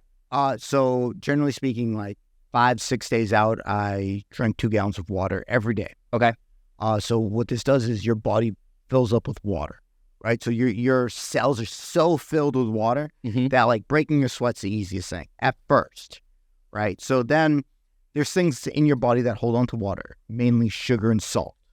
Okay, so all carbohydrates are complex sugar. So you think of your pasta, you think of everything like that you're taking in as carbohydrates. Yeah, any bread, exactly. It's complex sugar. Mm-hmm. That's sugar. Yep. Right, that holds on to processed sugar. It's even worse, right? Essentially, yeah.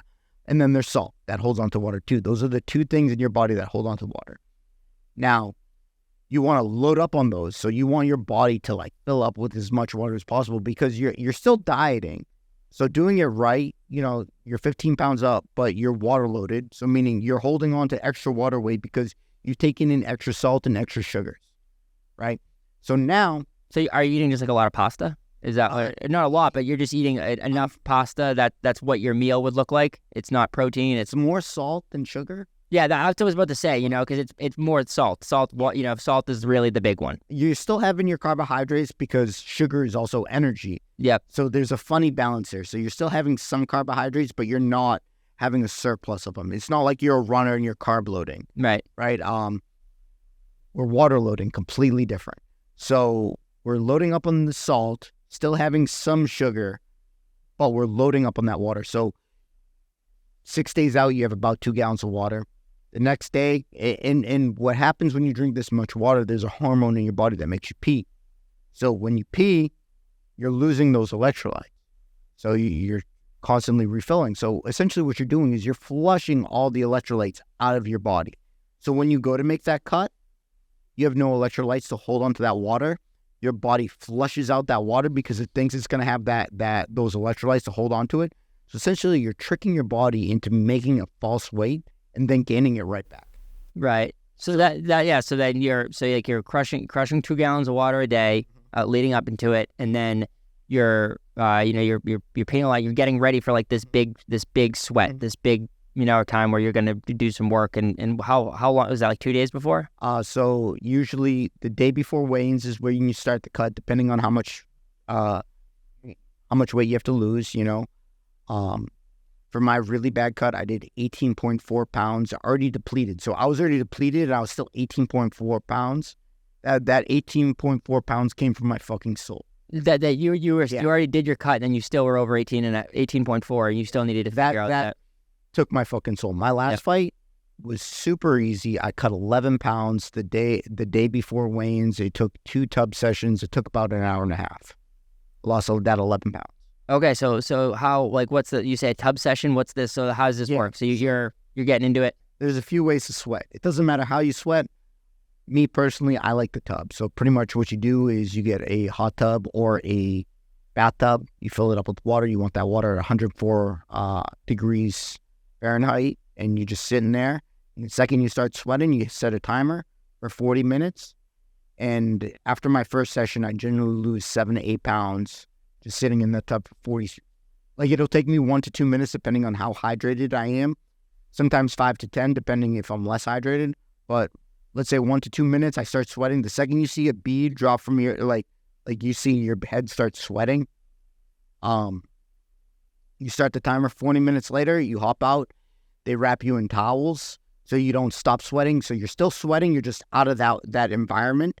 Your body heat is kind of iglooing you in those towels. And you keep sweating. It's a little bit more relaxed. Then after about an hour, it's about 8 pounds. Okay. That varies per person, right? Like my science isn't going to be exact. Of course, right. Yeah. You got to figure it out. It's definitely a personal relationship you have to have with it.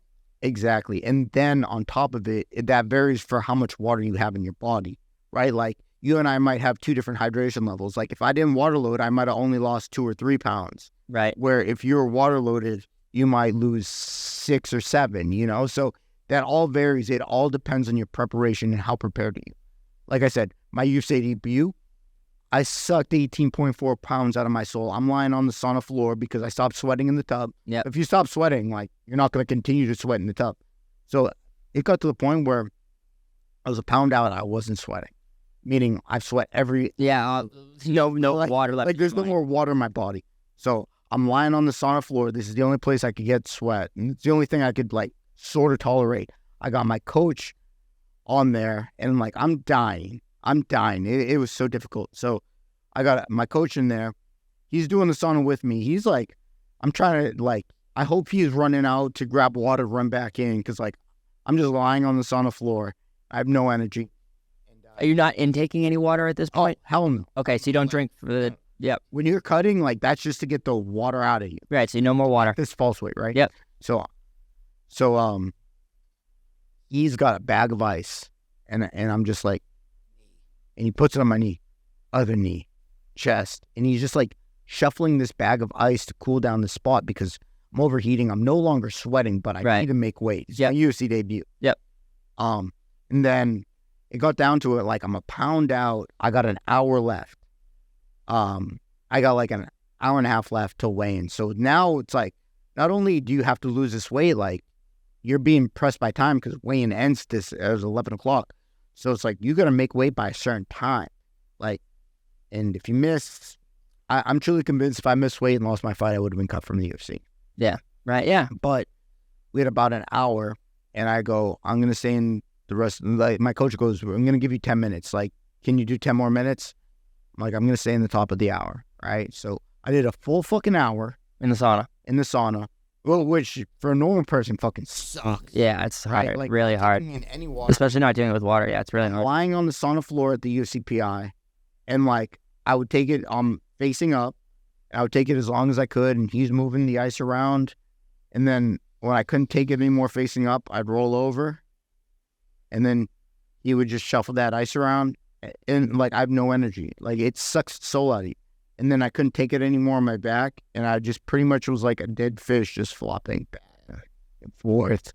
That's my welcome to the UFC. Right, welcome, bro. And then he picks you up and carries you to the weigh-in. No, even worse. So if I have doctors watching me because they knew I had a bad weight cut. So I had the doctors out there watching me. So he pulls me aside, like, I'm sitting outside the sauna, right? I just made weight. He goes, look, you're going to have eyes on you. You need to fake it. Like, straight up fucking fake it, right? Like, my eyes are, like, sunken in. I'm like, yeah. Like it looks like I'm methed out. And he goes, you need to look. They're looking to pull your fight right now. If you can't walk up there, walk on the scale, and get off the scale and get to the back, not as fast as you can. Like, if you can't do that, they're going to pull your fight. So I had to fucking get up without any energy. Get up, wait, step on the scale, lift my arms up like I've been there before, face off, get to the back. I see water in the back. They go, no, don't touch that, right? They rush me to the back room. They hand me a little thing of water. And now I drink this liter of water. Like, you need to wait 10 minutes. And more water, right? Because I'm like dying. Yeah, bro. And literally dying. No, I'm still here. No, I know that. I know, but your body was literally dying. That's what you're doing. You're killing yourself. Like, if you kept doing it, you would have died. At some point. Yeah, right. Yeah. There's a point of no return. Yeah. Yes. But we definitely flirted with that line a little bit. Yeah. Yeah, that's flopping back and forth. Yeah, that was the most excruciating cut, like 39 pounds in 2 weeks. Can't even imagine. That sucked.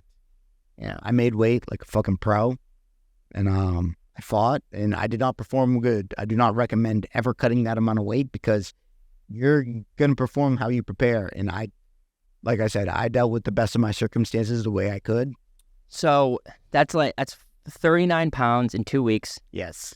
And then you made it, though. You did it. And you're the gentleman who you fought, Sadiq Yusuf. Yeah. Number 12 in the world. Yeah, exactly. Yeah. Smoked me. Yeah, like I fought like shit. I didn't even. I know, man. And this is how I know you want to say this because you have pride and you're a person and you went through this experience, dude. Like, but people like realize like if you had a fair cut, like I don't know, maybe this guy, maybe he still would have won, maybe.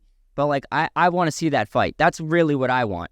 I'll put it like this: if we ever run it back, it's gonna be completely different. You know, I just wasn't set up for success, and that's no fault in anyone but myself. I tried to make the most of that opportunity, and I wasn't set up for success. And everything is, like, how you do anything's how you do everything, right? Yeah, and I don't know if this is about you're saying it's set up for success. Like I'm seeing you on a successful path. So sure, you weren't successful in that fight, but by taking that opportunity, you created other opportunities for yourself, and that's kind of where we're at now. Yep. So now what's the record? All right, so now I'm 12-4. 12-4. Yeah. And so we want to now, like obviously you're stressed, you're frustrated with it. You lost, and now when was this fight? That was October 1st. October 1st. Last year, exactly. 2022. 2022. Yep. A little interesting thing about this that I didn't realize. So a lot of people probably heard this in the news when it was happening. Mark Zuckerberg had decided that he wanted to. I guess this dude got into Brazilian jiu-jitsu and he likes jiu-jitsu, and that's great. Good for him. But he bought every ticket to a UFC event. Yep. And this happened to be the event that you fought Yusuf at, right?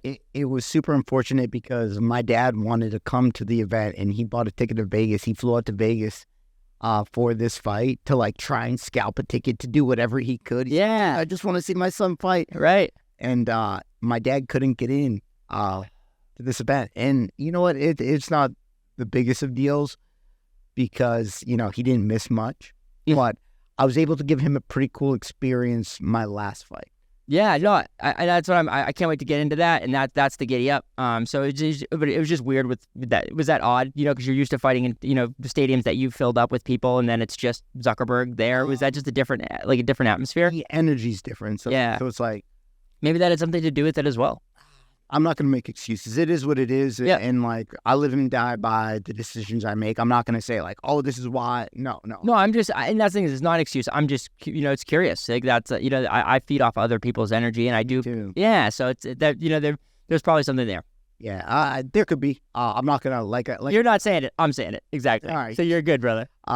It could have been a factor, but I feed off, like, we were talking about it earlier. Like, I feed off that energy. Like that energy doesn't motivate me, but like it's addicting, right? And when there's no one there, like it's like we shut the cameras off and you're not getting into a fight. Right. It's a little bit different. Not like you're not hearing cheering in the background, like the momentum swings of the fight. Like yeah. just off. Right. Just off a little bit. It's like the NBA sports and like all the bubble sports that they tried to do. You know, there was definitely an effect that was had, and that in fighting, I can't even. There's so much. It's so visceral. It's such an emotional thing. For the people involved, at least, you know, obviously the people who are fighting as well, but the people who are spectating. So like, it's such an emotional investment, and there's so much energy. Oh, fighting is the most intimate thing you could do. Like intimate isn't like, I know exactly who you are as a person, down to like, I'm gonna just say this, like, I know more about some of the people that I fought than some of the people I slept with. Like that's how intimate fighting is. Like, Yeah. I know who you are as a person. Like, if we go to war with each other, I know who you are as a person, and there's like a respect thing to that. You know, like not to sound disgusting, but like, I've had some pretty shallow encounters in my bartending career, Of course. and I'm human. It is what it is. Yeah, bro, we've all been through it. But it's one of those things where it's like, I don't know, whatever. But like, if you and I get into a fight, I know who you are. Yeah. Like deep down, I know if you're a good or bad person. Yeah, that. Like who someone is at the soul level. Yeah, bro. There's definitely something to that, and you know, just from.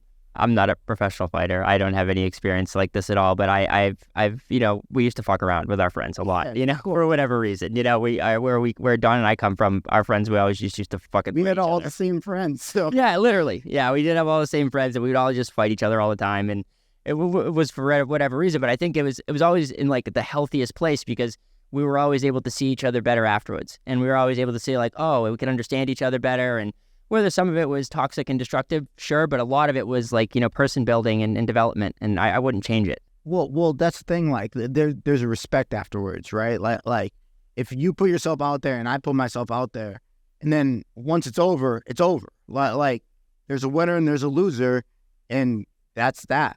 Right. It doesn't matter if you're getting DDT'd under the pavement at TBL by Nick Barrows. You know, you still have a respect afterwards. Yeah.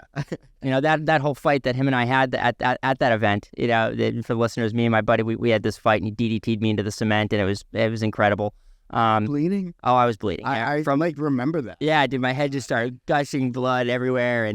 And Nick and I, after that, we actually tried to create a platform and a program that helped people deal with Nick's an African American, and I'm obviously white, and so we tried to create a program within our own school that didn't allow for any toxic racial anything for him and I, just because that friendship that we formed from that fight. From that day. He was wearing suits every day to school for like a period of time. Yes, I remember he had a suit every day to school. He was the only kid ever in school, like as a senior, to wear a suit every day. Yes, dude, I love that. He was really trying to make something happen, and there was a movement behind it, and that's like, it was really, really cool. And he, you know, we showed up for it, and like that, that relationship developed from that fight, which, you know, then grew because of football and all this stuff. And you know, it's just it can happen if you know, the intimacy of it is a real thing. I wish fighting was more accepted.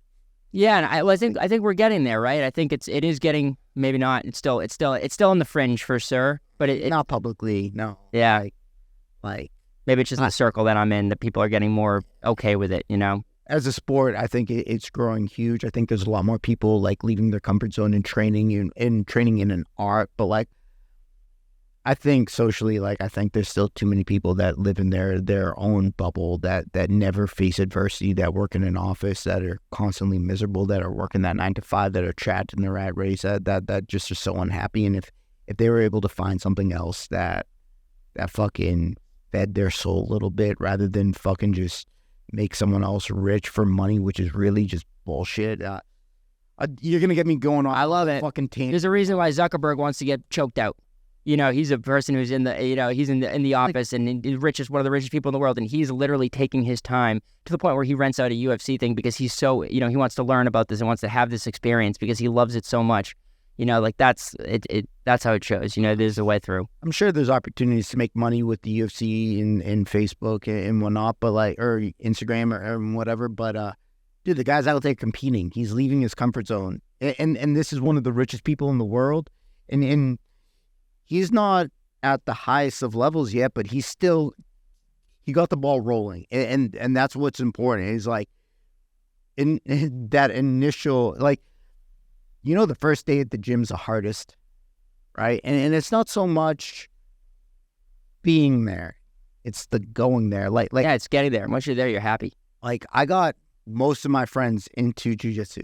So, I'm not going to take the credit for all this, but like my buddy Pete Tapple, he's training in jiu-jitsu. James Hurley, he's training in jiu-jitsu. Took me a lot of fucking convincing of DeRosa, and like he was telling me how his kid's going to be doing jiu-jitsu. I'm like, dude, you should start doing jiu-jitsu because one day your kid's going to be better than you. Like, but don't you want to be better than him to show him and teach him shit? Like, it took me a lot of. He just had a newborn, yeah, Lucas, and he's telling me like, oh, my kid's gonna be world champion. I'm like, dude, he absolutely can, but you should get into it before he does, so you could like be that. The ripples. Yeah.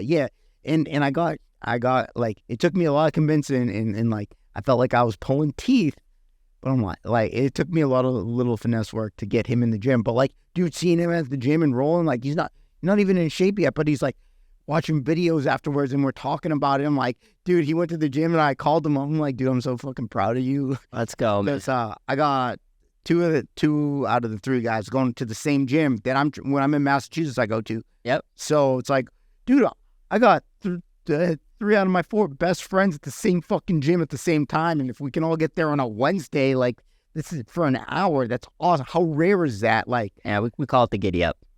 That's the giddy up. That's the giddy up, baby. Seriously, bro, for real. And you're blazing this path, and that's so cool. And like too, you're doing it in a positive way too, because like you get your ass, these are your words. You get your ass handed to you, by Youssef, and then rightfully so, we get why.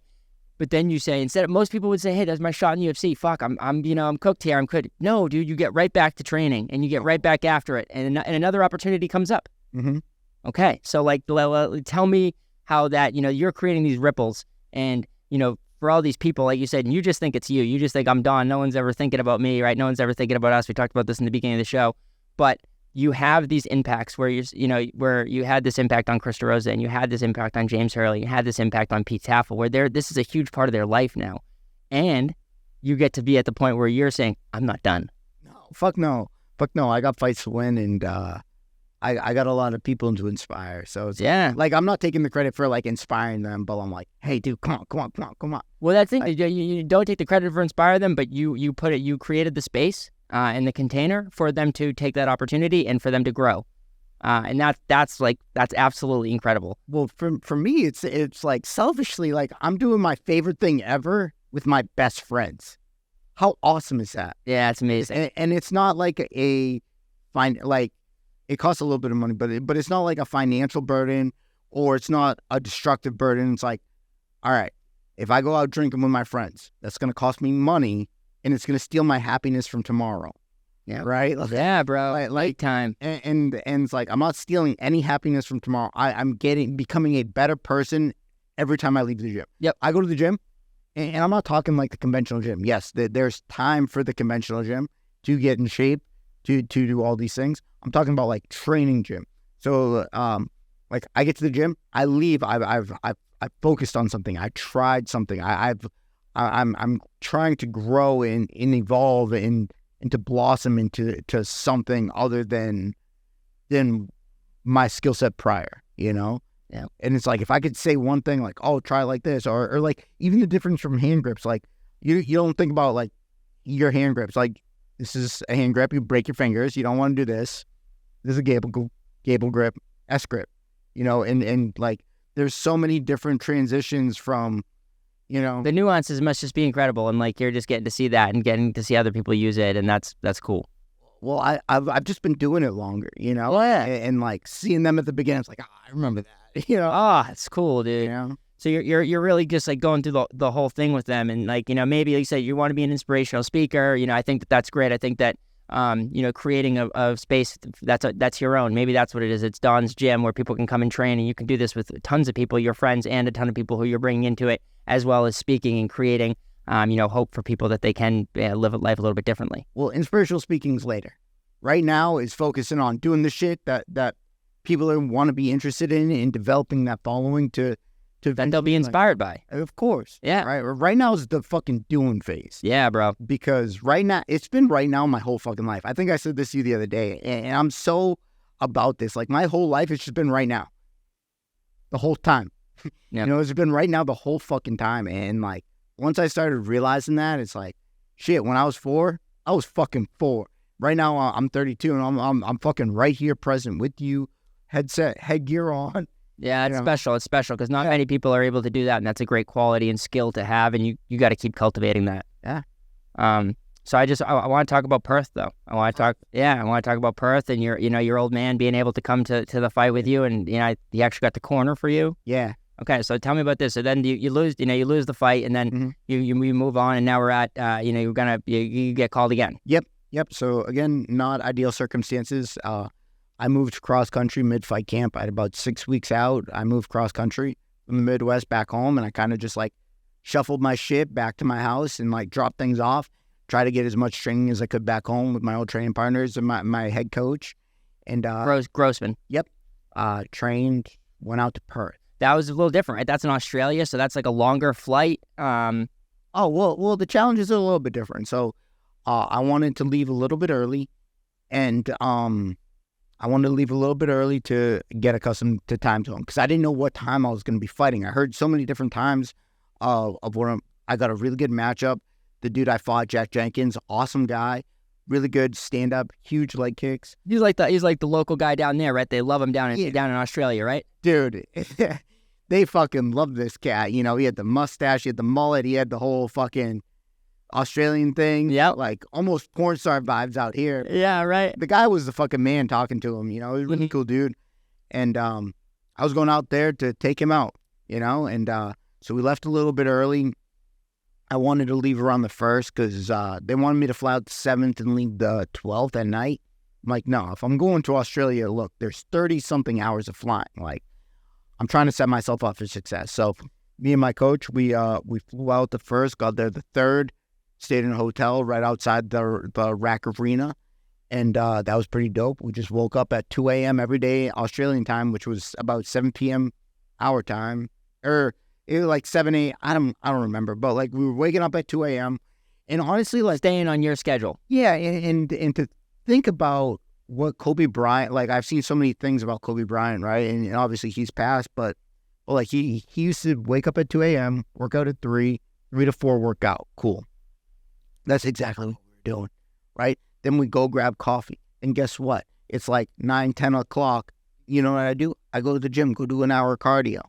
Cool. Work out again, grab some food, right? Then we work out again from like 2 to 3, get another hour of cardio or a mid session or whatever. Dude, I'm working out 3 times, but I'm waking up at 2 a.m. I'm like, Kobe Bryant was just living in a different time zone. He wasn't doing anything crazy. He was just in a different time zone. He found the cheat code. He stayed on a different time zone and was waking up at 2 a.m., working out till 4, eating at 5, going back to the gym at 7 after showering, chilling, whatever, right? Resting a little bit. And he made so much more of his day rather than staying on our fucking bullshit time zone where you're waking up. Right? Like think about if you work in Boston, if you live outside the city, right? You wake up, you got a 20-minute drive to Boston, no traffic. Early morning, how long is that taking you? A 15, 20-minute ride's taking you an hour and a half. Yeah, literally Wasted. An hour and a half. Wasted. Yep. Right? If you're leaving during rush hour, there's another fucking hour and a half. All right, cool. So you dedicate 8 hours to sleep. There's 24 hours in a day. Minus 8, you're at 16 fucking hours. Now you just spent another fucking 3 hours driving. You're at 13 hours left. You worked for 8. Like, how much free time do you really have? No, dude, he was just on a different time zone. Well, that's kind of cool. Yeah, it's like, you could make it, you got to be super disciplined to do it because you're going against the traffic of everything else in the world. So you have to be super focused and disciplined in what you are and who you want to be. Like, guess what? Like, even though it's game 4 and they're going to fucking lose, but like the Celtics are on tonight, so like that makes me, even though I don't even like really care about that type of sports anymore, whatever, I'm still going to get to the point where I watch them and I remember, I probably, tonight, who knows, maybe I might not watch them, but that makes me stay up later, opposed to being super fucking disciplined and being like 7 o'clock is my bedtime because I wake up at 3 a.m. every day. Yeah. And being that disciplined, I think that's where the real giddy up is. Well, that's the thing. Like, there's going to be sacrifice and there's going to be dedication. And you are able to master those two things, you could be the best ever at whatever you choose to be. Yeah. Like there's no limit on how good you could be. There's only you versus you. And that's the other beautiful thing about fighting. It's not me versus you. It's me versus me. Because when I'm competing, it's, did I run that extra lap? Am I in the best shape I could possibly be in? Did I diet right? How was my weight cut? Like these are all thoughts in the back of your head. And that voice creeps in, especially when you're tired. It's like, yo, you could stop right now. Like no one's going to pity you. Like, but then again, who are you as a person? I'm not a fucking quitter. Right. Like I'm constantly battling with myself. Yeah. And we spoke about it the other day, and I'm going to bring it up right now. And this is where not all the time, once every few months, like mushrooms have been so beneficial to my personal growth because I when we spoke on the phone, I was telling you, like, my belief is we have two people living inside of us, right? And one person's your conscious and one person's your subconscious. And your conscious is present right now in the moment. That's me talking to you, right? Your subconscious is who you are as a person, your values, in what, like, your goal, everything, right? Your conscious is so loud, it's constantly drowning out your subconscious. And it's really easy for your subconscious to take a back seat and kind of like keep doing what you're doing. But when you find yourself feeding your soul, that's your subconscious. And like you're feeding your subconscious, and that's what makes you evolve and becomes a better person, right? Ultimately, if you're a good person, like that's what makes you be an even better person. Like there's no limit of how good a person you could be, just like there's no limit how bad a person you could be. It's just if you're willing to stop listening to the fucking voice that's coming out right now and listen to what you truly want and value and like deep down, you know, that's something that's really helped me. Yeah, and the psilocybin has helped you access that, is what you're saying. Oh yeah. Yeah, I think that's what it is. We live in such a busy society, and you say, you know, going internally and going deeper and really figuring out who you are and what it is that you want.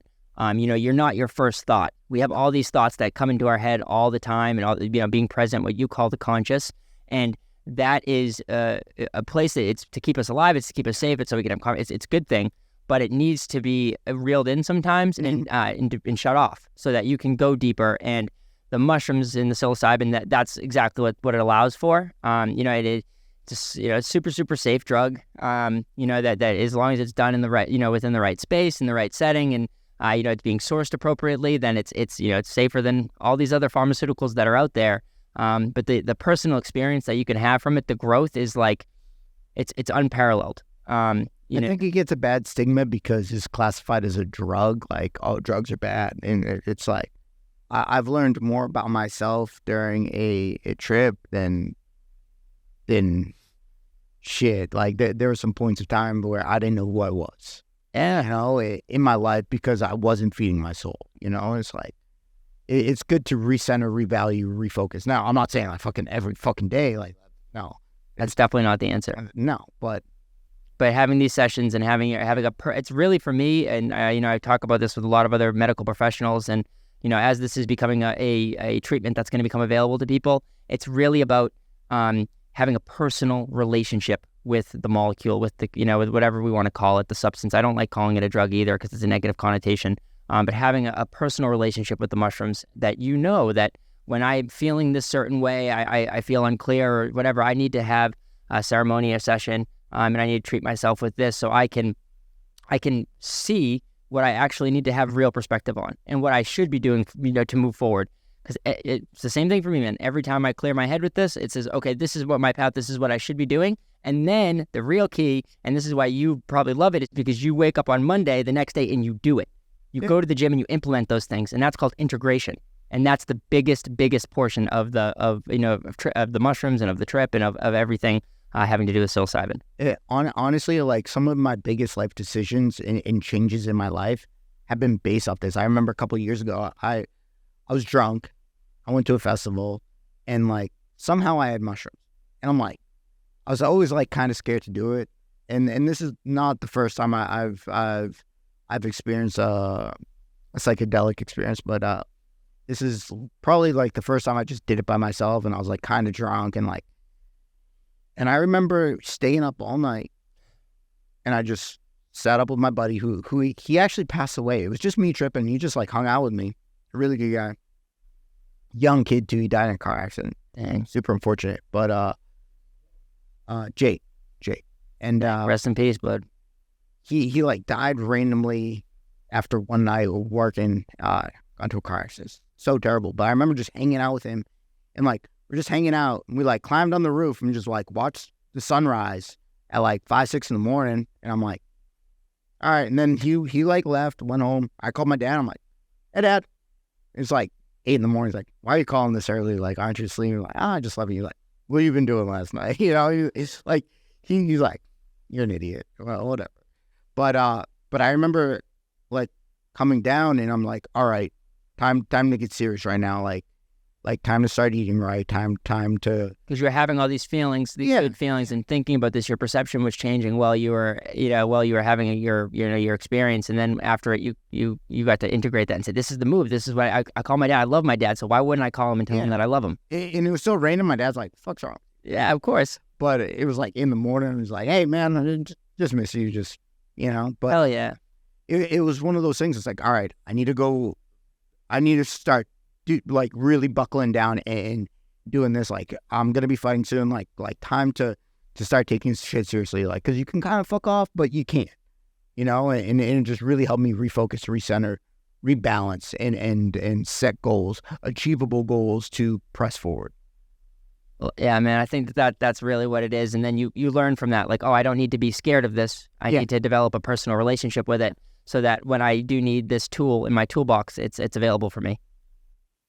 Well, when I feel like my soul's been starving a little bit, maybe not depressed, but like maybe not as happy as I could be, like, is it worth, pursuing, or, Yeah, 100%, man. Filling up the soul. I think that's really what we're talking about here, and getting access to that, and that, being who you are. And I think that's exactly like what we've talked about today is, being who you are, and so you end, so the Jenkins fight went the distance. Yeah, dude, that fight was fucking crazy. It was amazing. It was the fight of the night, until the title card, which is also an incredible fight. And I don't watch every UFC event, I don't, but I did, I definitely watched this one. So let me tell you about that fight, right? So fly out to Australia, made weight, no problem. Easy weight cut. I'm like laughing and smiling during my weight cut.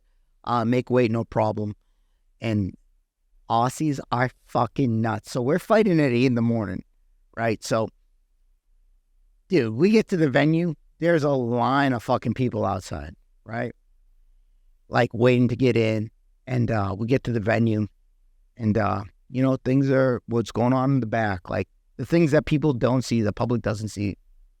All pretty standard stuff. But we get out, it's 8 in the morning. The arena is filled. The venue holds 15,000 people. Every seat's fucking taken. And the place is going crazy. Everyone fucking hates me. It's fucking awesome. And like, I'm there to take out their guy. Yeah, right. Across the world, I'm the bad guy here. Yeah. Well, whatever. I don't fucking care. Like, I'll be that guy. Yeah. I'm gonna be that guy. I'll be that guy. Whatever. Mm-hmm.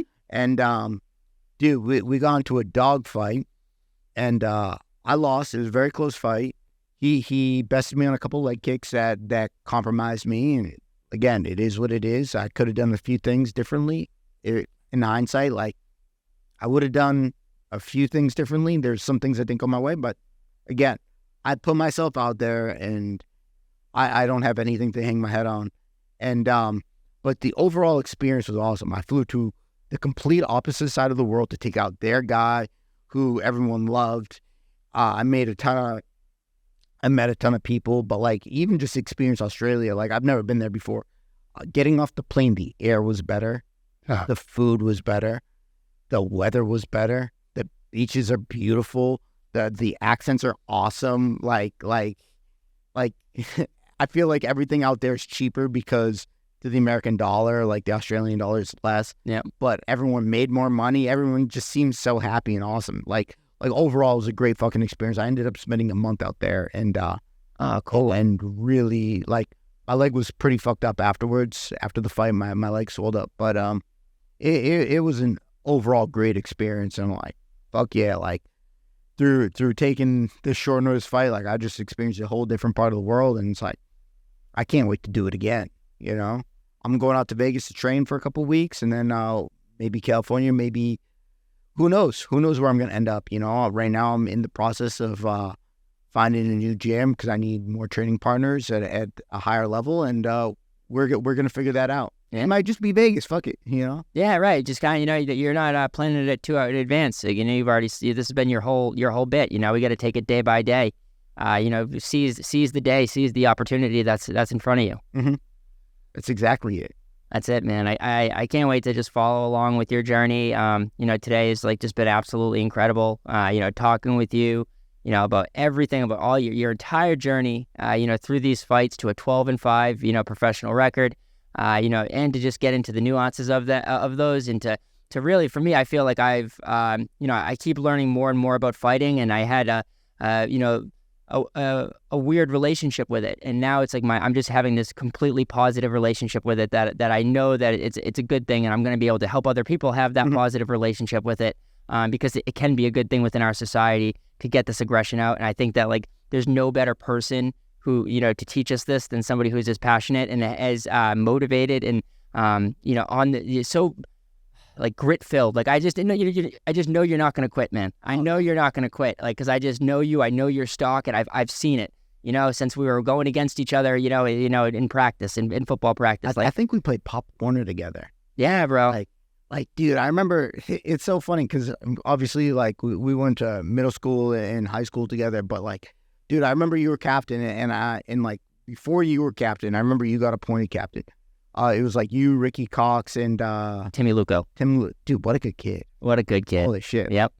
I don't know if he ever said a word, but it's such a good kid. Yeah, right. He was the lead by example type, you know, Timmy. He was. And I remember the year before that, it was like Chambo, was it Govey that year? Chamberlain, Derek. Austin, yeah, and maybe Derek. Yeah. Mm-hmm. And I remember, like, when they got appointed captain, I'm like, yo, I want to be a fucking captain. And, like, I was never the most athletic kid. But, like, I saw those guys get it. Then I saw you and Ricky and Luco, and I'm like, I can fucking do that too. And I fucking did. So, like, there's no excuse not to do anything. So I like, looked up to you as one of the older guys. Like, dude, I remember this fucking, I don't remember, like, I just remember that specifically, like, you jumping up and down and doing that. I'm like, oh my God. Bro, well, the giddy up has still existed. The giddy up has always been in me. And I've been saying it, you know, forever. And it's like, but it's had different manifestations. And that's how it was. Let's fucking go. Let's get this going. Let's bring this energy up. And it's like, it's amazing for me to, like, to hear that. Because that's, like, we all have these impacts on each other, right? We're all impacting each other all the time, and we don't even know it. So, like, just be the best version of yourself. That's all I was doing back then. And that's all you're doing now. That's all I'm doing right now, is I'm just trying to be the best version of myself authentically. And that is, I have this energy about myself to giddy up and to lead people. And I wasn't the best athlete. I wasn't the most talented, you know, person on the team, but I knew that that's what I wanted to do. I wanted to lead people, and I knew that I wanted to work hard. And, like, it's just so amazing to, you know, and I've always known that we've been from the same stock, and I'm so glad that life has, you know, brought us back together, and that we're both on this path. And I can't wait to continue to follow you, dude, because I know, like, you're gonna be you're gonna be in the UFC. You're gonna be a UFC champion. Like, I know this fucking shit, man, and it's just, it all comes from that. And you know, I'm so grateful to have you on today. Dude, I'm fucking super happy to be here. Dude, I fucking was so excited to give you a hug before this went on, man. This was awesome. Yeah, bro, that was, like, one of the best hugs too. And you know, one thing I'll say about the hug, and it's something I've been bringing back into the world that was brought to me from one of my last shows, is immediately when Don and I saw each other, of course, we know it was an immediate hug. Now, most people, when they go to hug, they take their right shoulder and they put it to the other person's right shoulder, and then that's how they hug. And that's not the way to hug people. It should be from your heart, which we've talked about all day, which a lot of what this episode is about, is just being authentically yourself and opening up your heart. And you go heart to heart when you hug, left shoulder to left shoulder. I didn't even know or realize that. And that's the thing, is next time you will realize that. Next time you go to hug somebody, they're going to try to give you the right shoulder, and you're going to say, nah, Nah. But me and you, it was just so incredible that we just immediately, it was just a left shoulder hug. It was an organic hug. It was an organic lefty, an organic left shoulder hug. You're an incredible dude, man. This has been an awesome show. You know, this has been, I think, the longest podcast that I've done. No shit. You know, because that's a giddy up. How can the people find you? How can they follow you? How can they follow your journey? Make it super simple. Shameless Don, all social media platforms, mainly Instagrams where I post the most. Super easy. Shameless Don. That's Shameless Don, baby. Everything from Snapchat, Facebook to whatever social media outlet comes out next, because there's going to be another one. Yeah, right. The next TikTok, whatever. So, yep, it's Don. Shameless Don. All right, man. Well, thank you so much, Ivo. Yeah, bro. Thank you, man. I can't wait for people to hear this episode. I can't wait to keep following along on your journey. And I love you, man. Oh, I love you, man. Shit. Giddy up, baby. Shit.